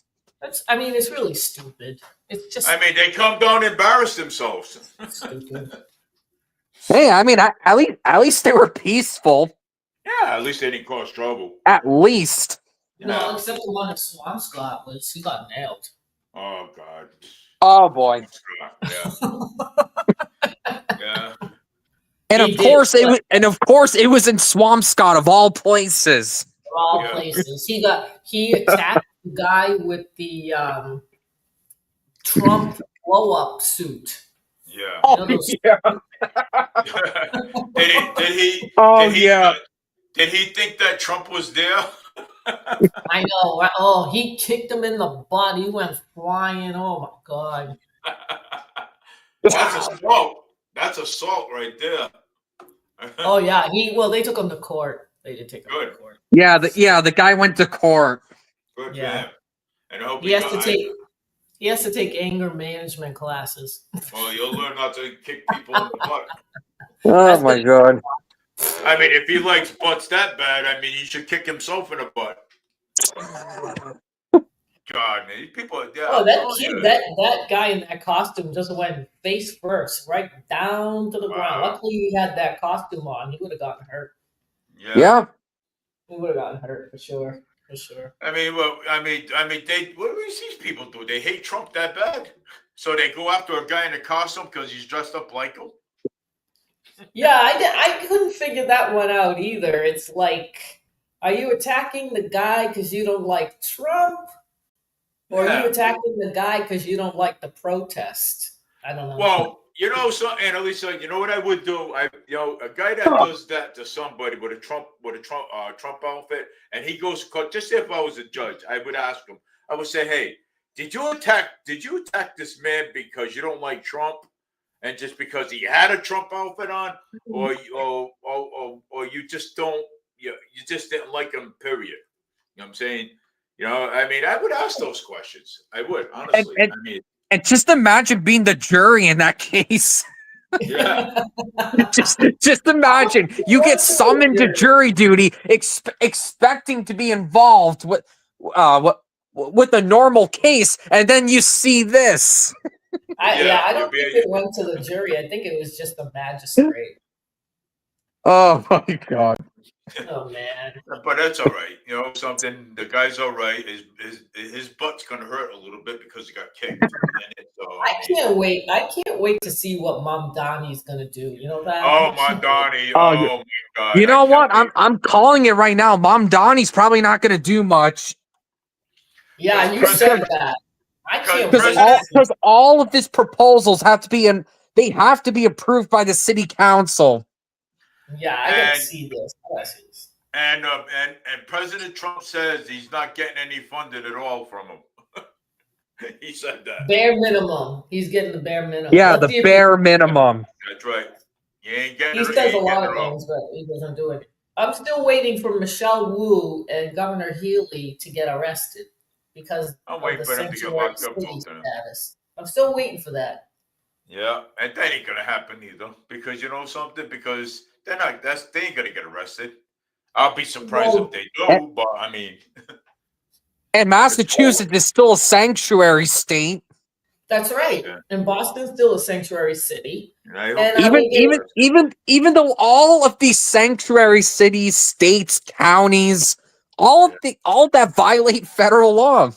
Yeah. Yeah. Are they still getting money? Is President Trump did he stop the flow of money, or are they still getting money from the feds?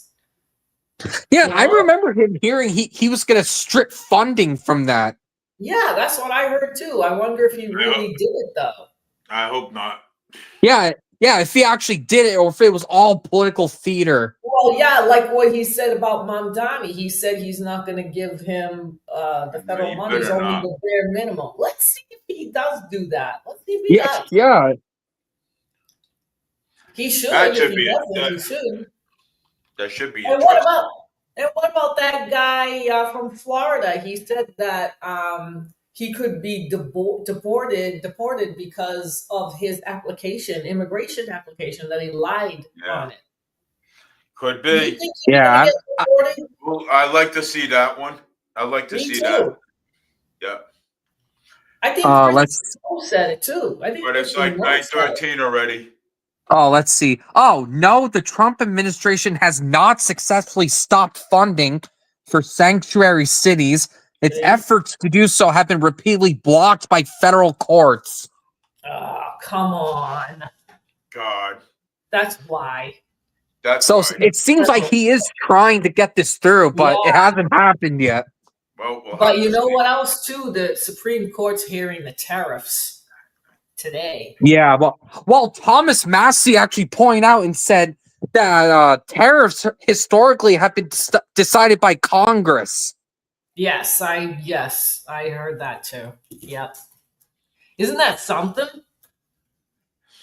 This is something. Yeah. 9:13. Come on, guys. Okay, all right.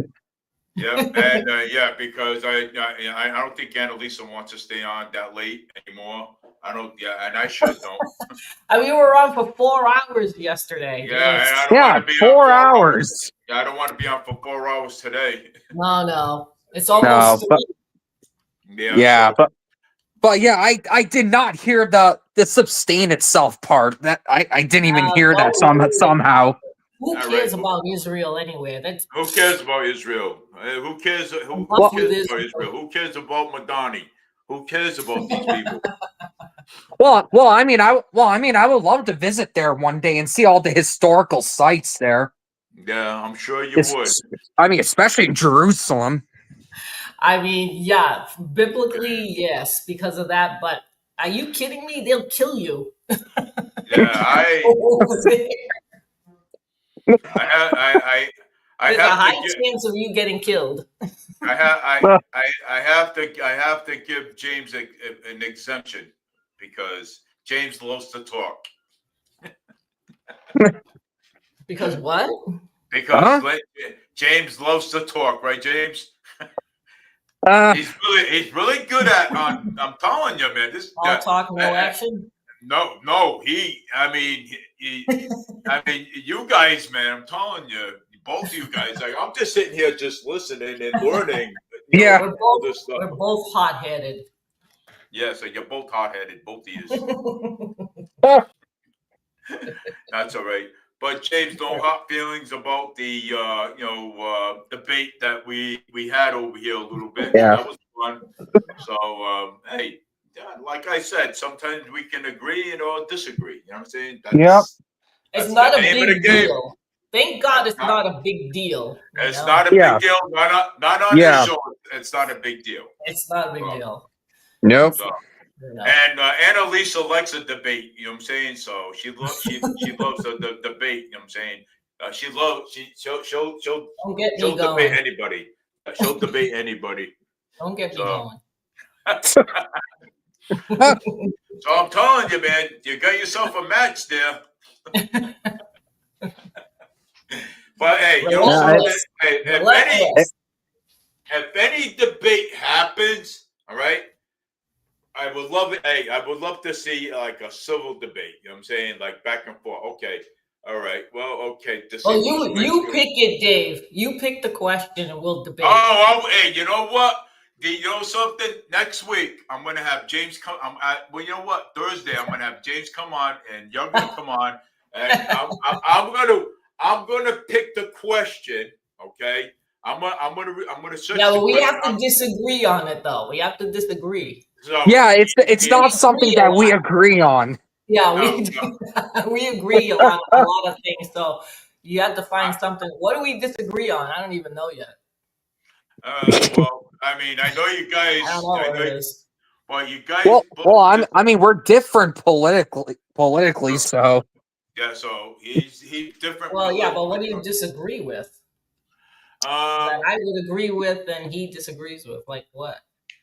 So I'm gonna find a question, and I'm gonna pick it, and I'm gonna sit. Hey, I'm gonna sit here, and I'm gonna sit here, and I'm gonna watch you guys debate. Listen and watch you guys debate. Yeah, it'll be like Lex Friedman. You have three. You have to have three questions, Dave, because we have to have something we disagree with, and we don't know what that is at this point. Right? Okay. I have an idea, and believe me. Oh, really? Oh my gosh. Oh, really? This quick? Yeah, I have an idea, but I'm not telling you what it is. You guys are gonna have to. You gotta get your research buttons out now because we might not know a lot of things. So we're doing a lot of AI research. Oh my God! So much AI. AI's taking everything over. No, yeah, it's fast. No, it's fast. Yeah. I mean, you see it on Google. You see it on Google Chrome, YouTube. It's everywhere. It's everywhere. Well, I have AI. I have I think scription for AI, so I can get AI for everything. I have AI. I didn't know that you had to pay for it though. Well, the one I have, I don't have. Well, I used to have the free version of it. I used to have the free, but I now can open it up, and AI could tell me everything that's going on about e-bikes, affordable housing,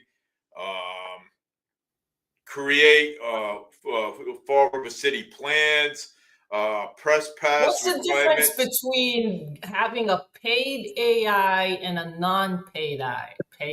Well, if you have a non-pay AI, Yeah. you Yeah. will not get you will not get the in other words, you won't get all the benefits with it. But if you pay for the AI, What right? are the benefits? Wait, what? Yeah, what's this benefits? You get like a library, chat GBT, new projects, investing. It is GPT. I knew it. Yeah. So Chat GBT. What the heck is that? well, Yeah, in other words, you can make up just say this, okay? You can make up your own all right, I'm gonna do this. Okay, watch this. All right, watch this. Okay, image me. Yeah, it's just some project. AI software. So watch this. He's gonna so image me. Well, it's not gonna image me a project right now. So he says, "Sure, Dave. What kind of a project would you like me to image for you? For example, a robot concept like your robot for hope, or household helper, or infrastructure and master plan like Pleasant Street and waterfront improvements, or a logo of media project like Fall River Media News. Yeah, I could do everything with it. I'm telling you, it's fun. I'm telling you, it is. It's hilarious, but it's fun. But I can also draw up some answers that you guys don't know. So And who knows if you're right? Yeah, just have AI take us over. Yeah, we won't question anything if they're all right. So, from the difference between ChatGPT and the Microsoft Copilot that I have is the ChatGPT is open AI, and the Microsoft Copilot is only Microsoft. Yeah. Yep. Copilot. Oh, I Yeah, got that too. ChatGPT is open. Yep. Yeah, it's Yeah. open. So you, I do have the Copilot too. Believe it or not. well, you have yeah. If you have the whatchamacallit, the Android software on your phone, you would have the Microsoft Copilot, like I got on my desktop. I have the iOS iOS 26. So That's Apple. Do you have That's Apple? Apple, Dave. Well, yeah, Apple. I have it. Yeah, it's on my phone. So You downloaded the Microsoft Copilot? Yeah, I did. Oh, okay. All right. Good, cool. I can get some answers out of here. I get some political answers out of here, and have you guys debate them. And there's some AI, and remember, not all AI is equal. A lot of them are heavily biased. It's okay. Like Google, left wing. Are they left wing? Yeah. Oh, and left-wing? Elon Musk, Elon Musk just made one AI that's really biased towards the right. Right. Oh yeah, that's good. I'm glad he did that because they're all on the left. Well, why can't we just have AI that's not biased towards anything? I mean, is it really that hard to ask? Yes. Everything's political. Why is everything so political? It's like Israel, it's all Zionism over there. We got a problem here too. And look at our own court system, politicized to hell. Oh my God, that's bad. Why do we need to have political judges? Yeah, political judges. So I mean, why does the justice system have to be involved with political anyways? What why do they have to listen to the Supreme Court? Has to listen to Trump's tariffs? He can do that. Or else he wouldn't have done it if he couldn't do it. He do whatever. Well, there is also arguments that tariffs should be decided by Congress only. That's like the big argument against that. I don't know about that, because if he couldn't have done it, he wouldn't have done it. That's another thing too. I don't think so. I don't, because if the or judge maybe tells these him presidents he can't aren't. do something, he won't do it. He won't do it. Just like with the SNAP benefits. Did you know that the federal judge that told President Trump he had to fund? Yeah, Well- and he said his lawyers told him that he couldn't. It was illegal to use contingency funds for SNAP. Yep, I heard about that too. Yeah, so that's what I'm saying. It's like if he can't do it, he won't do it. If he can, he will. He asks his attorneys what can be done and what can't be done. Just like what's going on in Venezuela with the boats, he's striking them on international waters, not in Venezuela. Yeah, with no declaration of war by Congress. Because he said it's not a declaration of war. I don't know what it is, but that's what he said. Actually, you know what? I think there is something that you are allowed to do airstrike. Like you can do airstrikes, but you have to stop it at some point. Yeah, he's got 30 days. Yeah, Yes. 30 days. Yep. Yeah. The general or whoever, the article that I read about Venezuela with the SS Gerald Ford that you were talking about? Yeah, USS Gerald Ford. Yep. Yeah, the USS General Ford. Somebody on the article said that he has 30 days to figure out what to do. If nothing happens, I think they got to leave. Yeah, if nothing happens, they have to leave. They have to leave. Yeah, Yeah. just 30 days. And then it goes to Congress. If he stays there, then it goes to Congress to see if there's a war. Yeah. Yeah, just like the National Guard. Which I don't think he should be doing this crap at all. Well, I think he's doing it. I think I saw something about it's a security issue.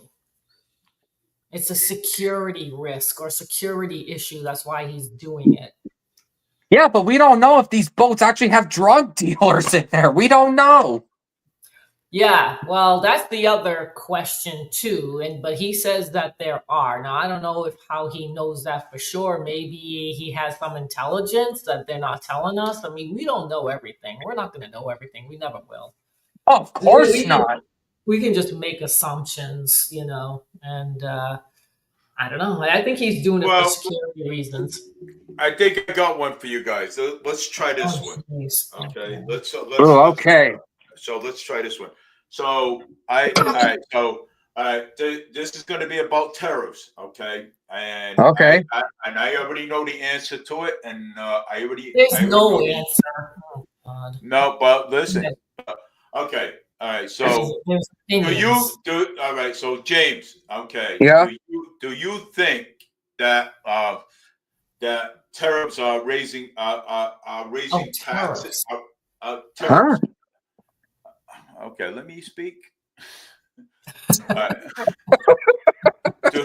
Do you think? Because I mean, there is a word there. What's going around that people are talking about tariffs, how tariffs are raising taxes, how tariffs that raise taxes. Wait, raise taxes? You mean raising prices? Right. Yeah, raising prices. Right. So, do you think that that tariffs raises prices? I mean, I think eventually, yes. Like not right now, but I do think within like 6 months from now, I think so. So Annalisa, you got 3 minutes to rebuttal on that one. What? Wait, 3 minutes? Wait, whoa. Well, I mean, I haven't seen prices rise, so If it's affecting us, I don't see it, and I don't know if we're going to. I'm not sure. I haven't seen it, so right now I say no. What do you say, James? I mean, like I kind of said a bit ago. Yeah, I mean, not right now, but I think down the road, maybe like 6 months from now, it potentially can. I mean, not on everything, but maybe some other tariffs on other products. We haven't had like this type of thing for a long time in this country. And I don't know how it works because of all the presidents that I've followed, none of them put tariffs on other countries, at least not that I know of. Oh, Biden did with China. Oh, okay, one. But yeah, I remember hearing like during Biden's term, he did put additional tariffs on China. Yeah, but he's doing it. President Trump is doing it in all the countries: Canada, Mexico. Oh yeah, he even put one on the Falkland Islands for some reason. Yeah, that's what I mean. It's like I've never encountered this, so I haven't seen the prices being affected by it. So right now, I don't think the tariffs are affecting the prices in this country. Well, ChatGPT tells me that Annalise is right. Oh. That the tariffs are not affecting the prices in this country. Oh, what does ChatGPT say about it? It's not. So James, I'm sorry. I thought it would say more than that. Yeah, well, I mean, James. I mean, he did say that maybe 6 months from now we might see something. But yeah, right now, I said potentially down the road in like 6 months or so. Okay. Well, he doesn't see it either. James, you don't see it either. Right? Well, not right now. Right That's now. what I mean. Not right now. Right. I don't see it either. You're right. You're right about the no, and James is partially right about down the road. So you guys, you both got that one.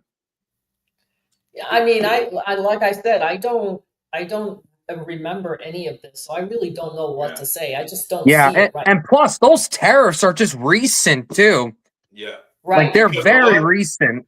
Because the reason why I said that is because I've been hearing every time I go out here and there, even when I'm working, I hear about tariffs. Yeah. I hear about that's all I hear about too. And that about the prices are going to rise. The prices are going to rise up, and I'm like, no, it's not. It's not going to happen. Oh, because of the tariffs. Yeah, because of the tariffs. But but I want to say that Canada. I think Canada was always on their own. So and supporting their own country. So I think President Donald Trump should just leave Canada alone. You know what I'm saying? And let no, because Canada taxes us. All these countries are taxing us. Why can't we tax them? Why do we have to leave Canada alone? So that's between you two. What do you think, James?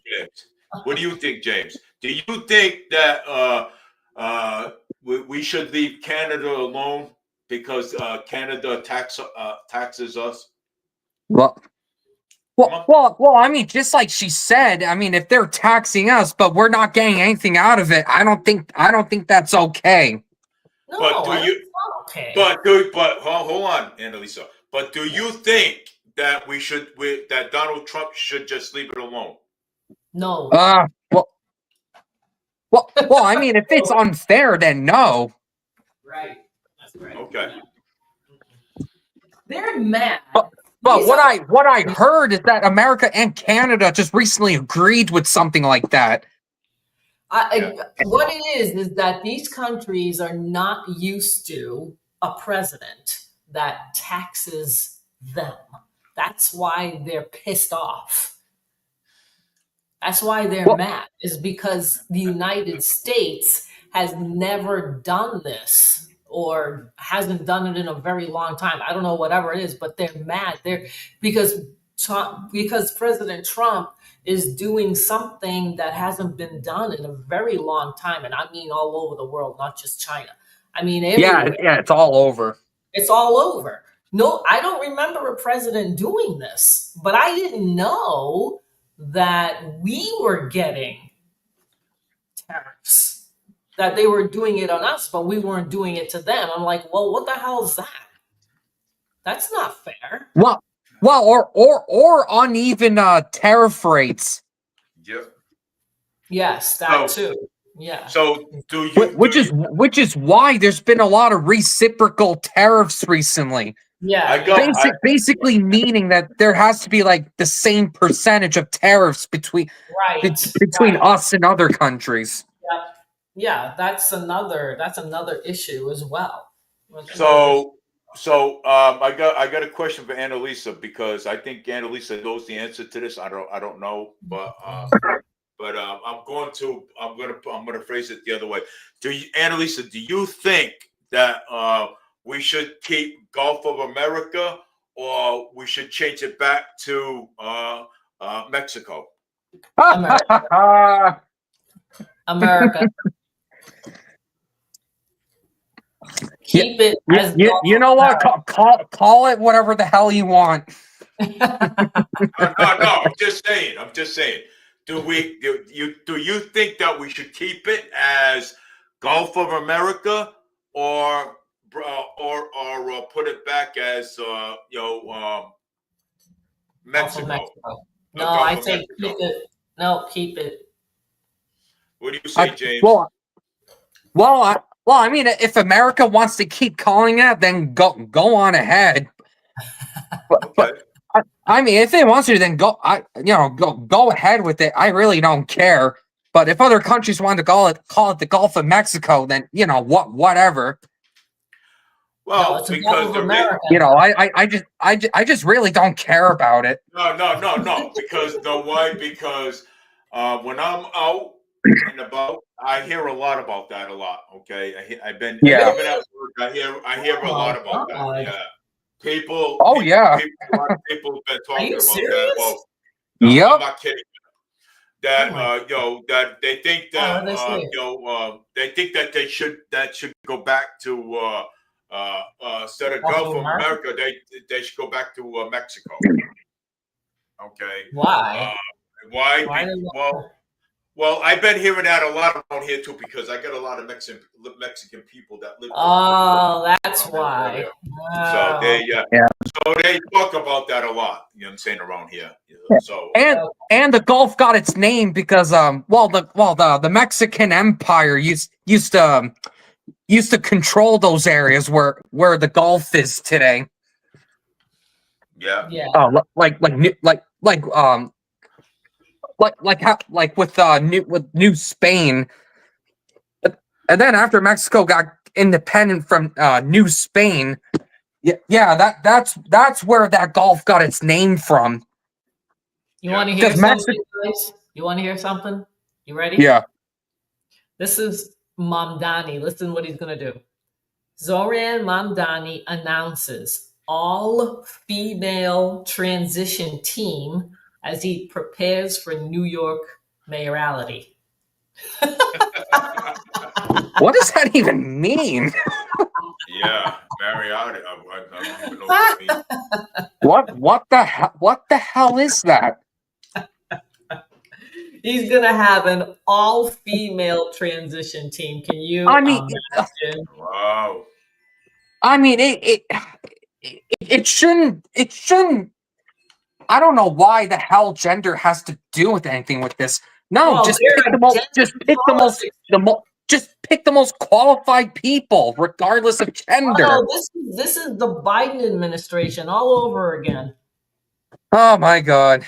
Yeah, that's what it is. This has got nothing to do with merit-based like President Trump is Yeah, trying to. This is all all this should be merit-based. Yeah, well, that's not. He's the. Oh my God, we're gonna have DEI all over again, like in Yeah. New Oh, York great. City. Even more DEI. Brilliant.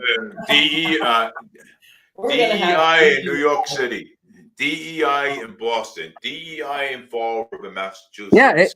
it should be merit-based. It doesn't matter. It doesn't matter what gender you are and what skin color you are. It shouldn't matter.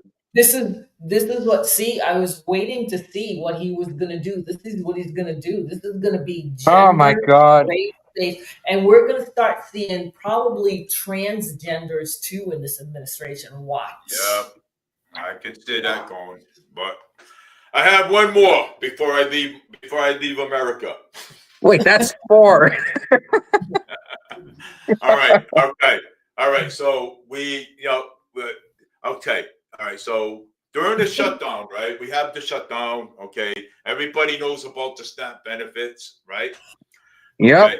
So, all right, I'm going to start with you, James. Do you think Yeah. that we should get? What do you think that what we should do with the SNAP benefits? Should we give it to, like the elderly, disabled, or should we just give it to, people in general? Well, I mean, the whole SNAP thing needs. Well, first of all, it needs to be reformed because like people can buy junk food with it, people can buy soda with it. That needs to change. Because the whole point of SNAP is you were supposed to get essential stuff with it only. But no, they keep making it where you can get all sorts of junk with it. Like that needs to be reformed. And like I think huh? Go ahead. Go ahead. Go ahead. Oh, and I was gonna say, Go ahead, James. I think most people should, but even with that, that's only income based, so it depends on how much money you're making. Right, yeah. So, say if the average household makes about $600 a year, right? Just throwing numbers out What? there. Wait, No. what? No, all right. I'm just throwing numbers out there. That's all I'm doing. Just say if the average household, okay, makes like maybe $600 a month, okay, and $600. Wait, wait. no, $600 a month. All right. So Wait. Actually, you know what? If some families make like $100,000 a year or something like that, I don't think they should have it. Right. I wasn't done yet, and they have like 5 kids, like say 5 kids, and you have the father and mother.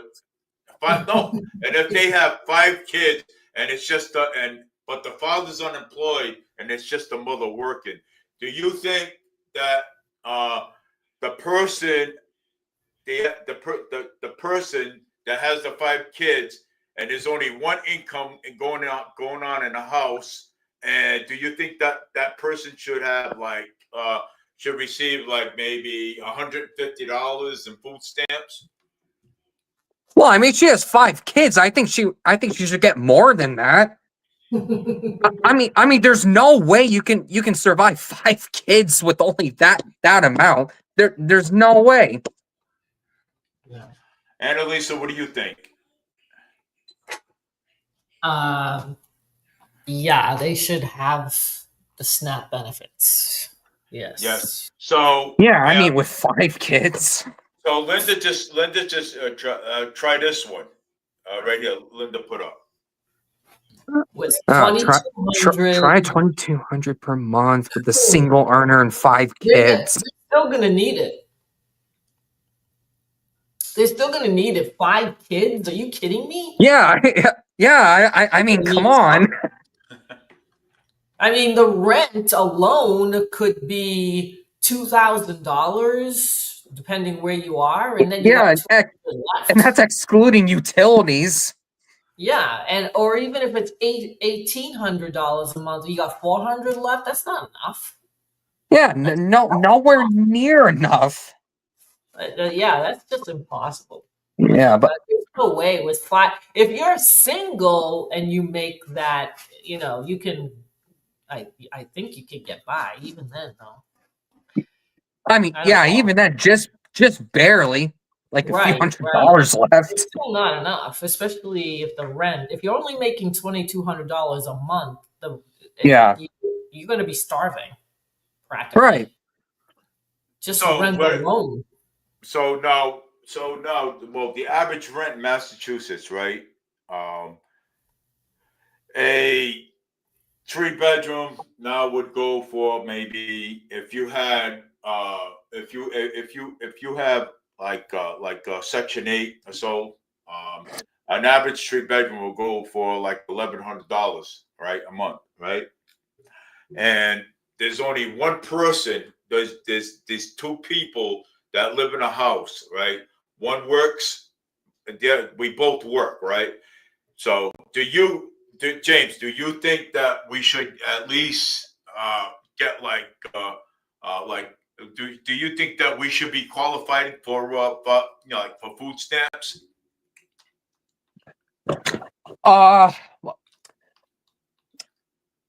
Well, I mean, huh? How much was he making a month? What was the scenario? No. All right, so I worked, all right?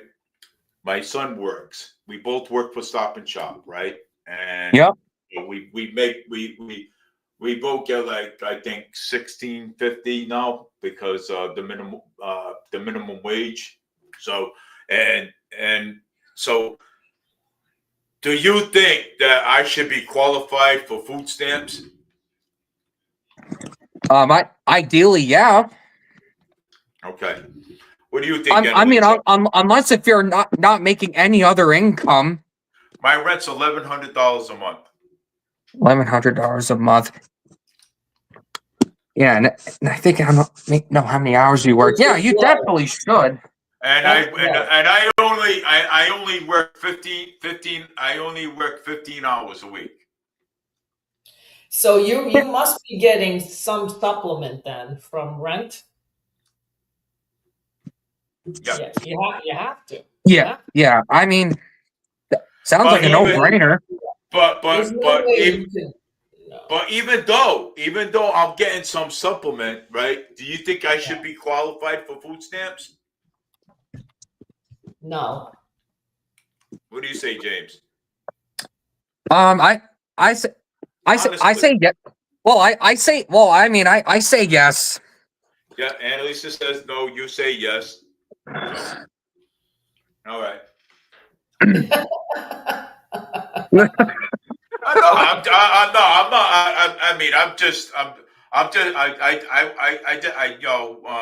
I want different opinions. You know what I'm saying? I say no, but I don't know. I don't want to know what exactly, your finances are, but I'm just right, exactly. I'm just like going generally, okay? So, and you don't have to say it out loud what your finances are.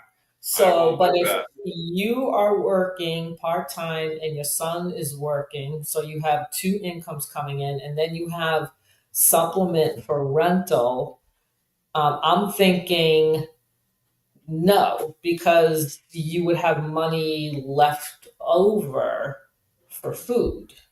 Yeah. Okay, so you say no. That's what I think. Okay, but if you need more money, then you're gonna have to go full time, or somebody's gonna have to go do work full time. Yeah. Okay. Yeah. Well, I mean, that's how I would answer it too. But again, it would be that it would depend how much money he would be making. That's another thing. Right, but he has two incomes. See, he's got the Oh, son. he's got two incomes. Oh, okay. Well, himself and his son. So it's kind of like, I'm guessing Oh, he's well, full-time as well. right, So it's right. a full-time job, like two people working full-time, right? Well, Yeah.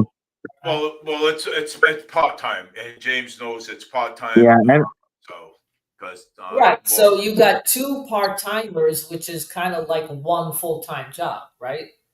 20 is 40 hours a week. That's well, a full-time job. I make well, Jake is separate than mine, so No, I know, but but it's the same household, though. that's the same household. Right. Yes. So I mean, even if Jacob bought his own Yeah. groceries. Oh no, Linda, we were just getting opinions and Yeah, Linda doesn't want them. Okay, No, that's I fine. don't want them either. But Yeah. I mean, Yeah. it was just an opinion. It was just because there's different opinions. That's all. Yeah. I think there needs to be more monitoring of these benefits, not just SNAP, all Yeah. of them. Yeah. Because Well, I was just gonna say that Snap. There should be some work requirements with Snap Yeah. anyway. Right, yeah. I think there needs to be work requirements. President Trump did put that in, but I think some states are not doing it. Yeah, I think some state courts are challenging it. Yeah. Right. So I think there has to be, especially if you can. If you can't, that's a different story. But those people that are taking advantage, like the people that have, like women, for instance, that have 5 or 6, these are young women that have 5 or 6 children with 5 or 6 different men. No, I don't think so. Stop. They shouldn't be benefits. Go to work. I mean, you're talking. Well, even sometimes if you have a job, it's not enough. Well, stop having kids, okay? Well, These people should stop women having are kids. having 5 or 6 children with 5 or 6 different men because they get more money from the stupid welfare system that we have. And that needs to stop. Massachusetts, I think, does that still. This is how we get a welfare state. This is how we get socialism and communism. New York is probably the same thing. You've got a lot of people probably getting government subsidies on God knows what, probably everything, and they want more, and they want more. So they want communism. They think they're going to get it. Communism. Well, when Madani's done, everybody's gonna, and when Madani's done, everybody's not gonna be paying rent. There's going to be a rent freeze. There's going to be a rent freeze. They're going to pay rent. It's just not going to go up. But everything else go up. Rent freezes are going to be a disaster. Run grocery stores and everything. Yeah. Well, rent freezes are going to be a problem because it's just not going to be worth it for property developers to build housing.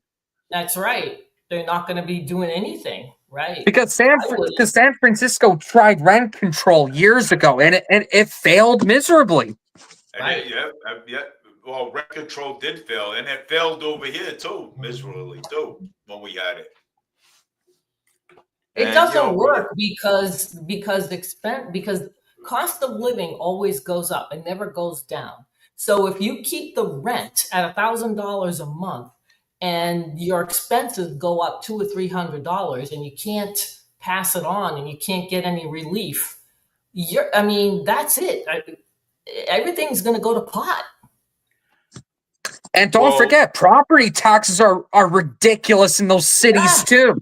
That's right. Yeah. That's a big reason why rents go up. It's because the property taxes are through the roof. Right.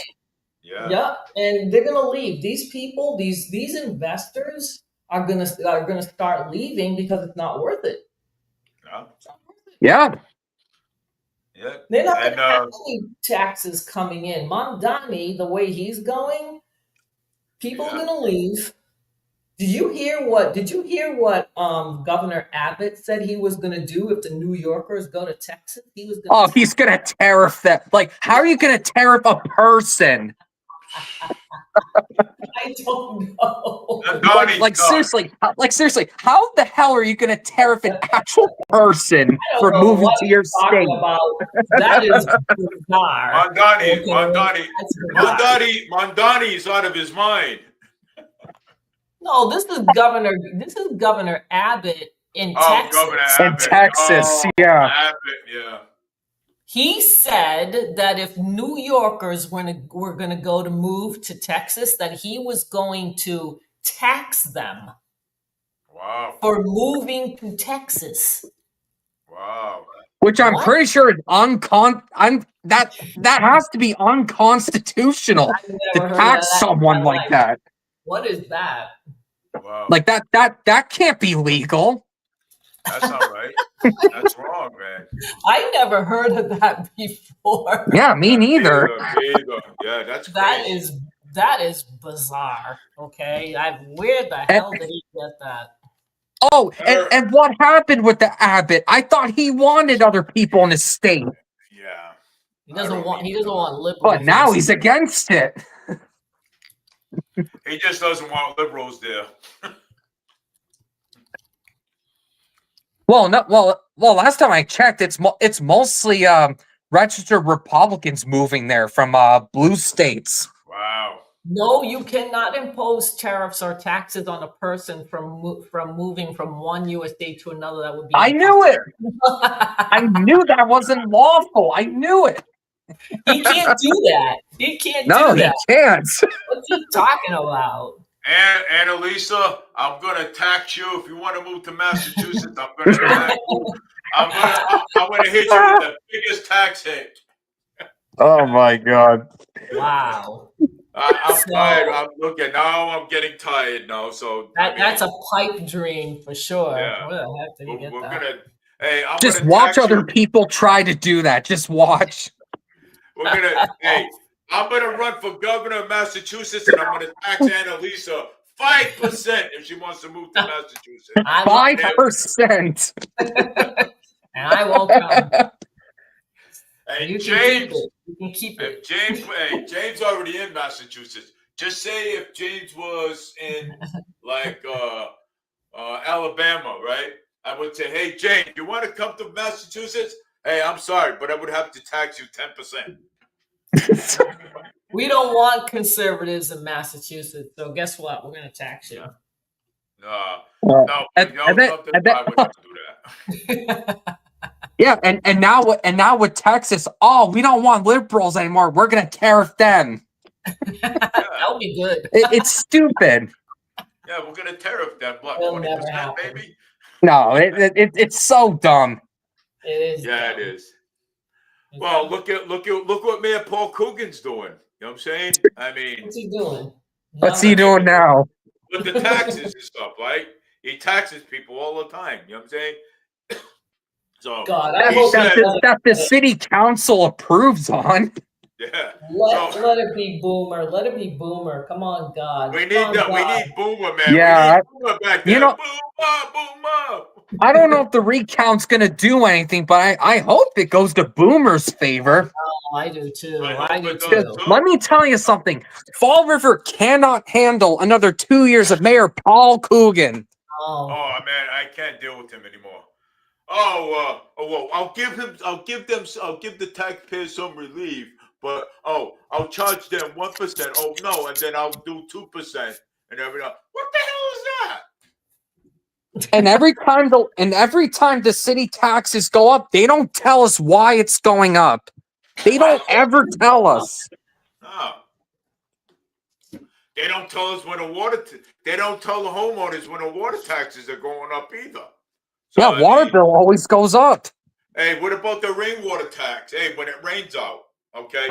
Oh, let's tax the homeowners because guess what? The rain's coming down the side of the house. Okay, so we have to tax the homeowners. Okay. Yeah, rainwater tax. That's one of the biggest scams in Fall River. That is terrible. That's a scam. water That's tax. for sure. Coogan's out of his mind. Okay, rainwater tax. They should abolish that rainwater tax, and that's it. Just I think abolish that's been around since Jazel, I think. Yeah, well, it's Jazel, and then it was other ministers too. I think. I don't know if it was Jazel or Will Flanagan that came up with it. I don't know either, but I will find out because. Why can't you? I don't understand why we cannot vote for a tax hike. Like, why can't we vote for that? But the city council can vote on it. Yeah, tax hike. Yeah, but why can't we vote on it? Like, Oh, why can't, yeah. Oh no, I agree with. Yeah, I agree with you. I was just It's our pointing out money. that we can't vote on it, but the city council can. Like that, it's ridiculous. It is ridiculous. We should know and why it's going up. We should know why. Yeah, and we never know why. They don't ever tell us. And then you get $5 million missing here, $2 million over here, on a new school that you can't even afford, and this and that. Oh my God! And then building another school while we're paying off to build another school. Yeah, when Diamond paid off, I'll be 80 years old. And then we'll still be paying for those debt exclusions towards Durfee and Diamond. And I'll be 110. I don't understand that. I don't understand their financing at all. It's just like they don't have any responsibility. It's just like, yeah, we're going to tax you and we're going to do whatever we want with it. It's just no accountability.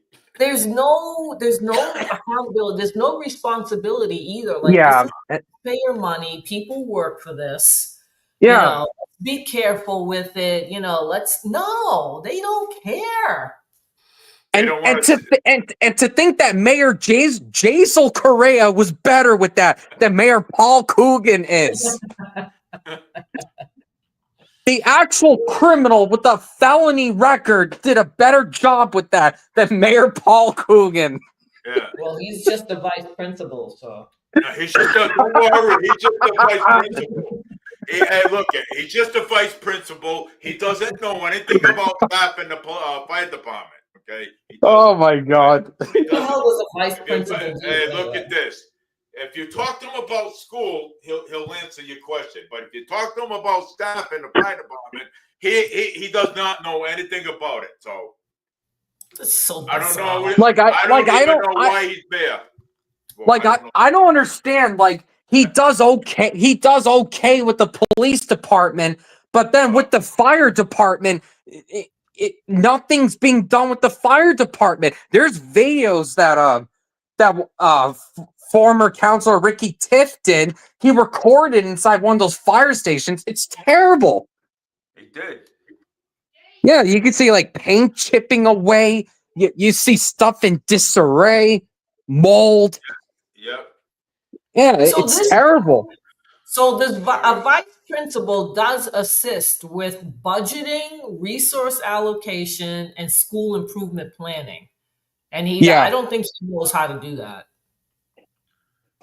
I don't even think. Yeah, I don't think he knows how either. So a vice principal is involved with the money. Yeah, and why is he? And why is Mayor Paul Coogan? Why is the mayor a president of the school committee? Because the city charter says that. The actual charter, the city of Fall River says that the mayor must always be the president of the school committee. Yeah. And you know what? There may be some good news with that, because in 2027 there's supposed to be another charter review. Yeah, they're supposed to have. So hopefully, with that charter review, we can take out the mayor as the president of the school committee and actually allow the president of the school committee to be voted by people. Well, we want it to be voted by people. We do, honestly. Yeah, you know what? The president of the school committee should be voted by us instead of the mayor. And I think also I also think I think also we should have the people, okay, instead of having like a mayoral debates like elections and stuff like that, we should have the people, let the people decide, like us, who we should have for mayor. Okay. Well, The we people, like vote. we no, vote who no, becomes the next mayor. no. But I'm saying without the numbers, okay, without the numbers, okay, who let us pick who we decide who is going to be the next mayor, just like we do with sheriffs, just like we do with Well, we just do, like Dave. I don't know what you We mean. we do. We literally vote and to see who the next mayor would no, be. without it being on the ballot, without a ballot. What do you mean off the ballot? What do you mean? All right, okay, all right. Do what? All right. Well, I think, you know what? What? All the police forces that we have need to be taken over by the sheriff's department. Yeah. Well, that part Oh, I think. wait, by cutting more police? No, Well, I think the why, sheriff.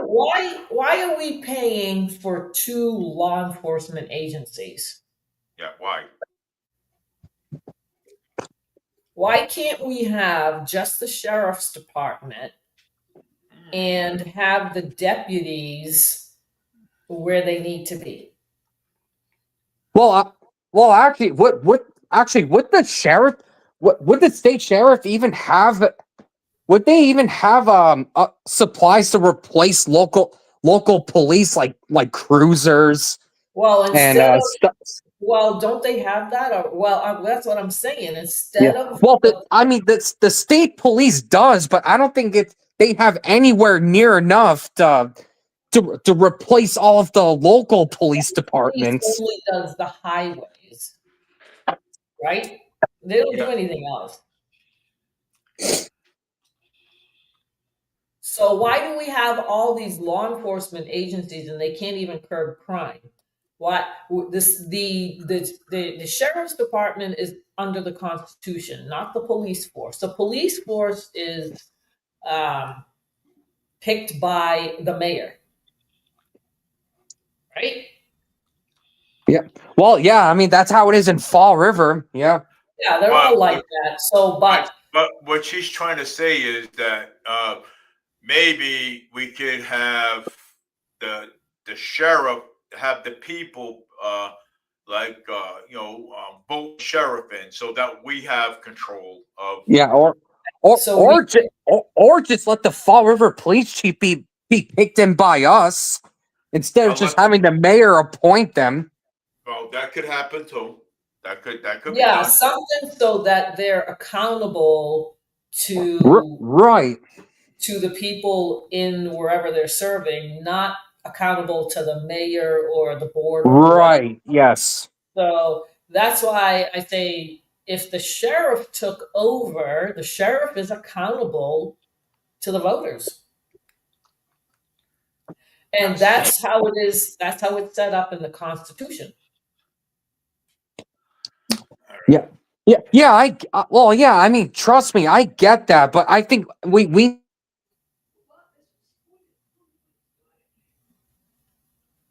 What happened? I don't know. I think he went out. But anyways, it's already like 10:08. I know. So Let's I'm gonna. go. Let's go. All right, I'm done for the night. So everybody, thank you for Linda. Thank you for coming on. Thank you, James. Thank you for coming on. I appreciate it. And we'll see you on. We'll see everybody on Thursday again, and we'll talk some more. So. Yeah. And Thanks for Lisa, the comments. Thank you, Dave. Thank you, James. See you guys later. Good night. See you later. Thank you. Have a great night. There goes James. Good night. Yep. So yes, it was a good show tonight. We talked about a lot of things. There was also debates, a little bit of debate going on in there for a little bit, which is good. It was a civil one. I like it. It was nice. So next week I'm gonna next week, and I'm going to probably do another one. So I'm going to probably do another one, ask questions, and but hey, so I'll see you guys tomorrow, and it was good, and a lot of people like Corey Reynolds love the show and everything else. So James, we'll talk tomorrow, okay? So have a good night, everybody, and this is Dave Mee for Over Media News. It's great. So have a good night, everybody. So let's see here. How do I get this out of here? Okay. Ooh.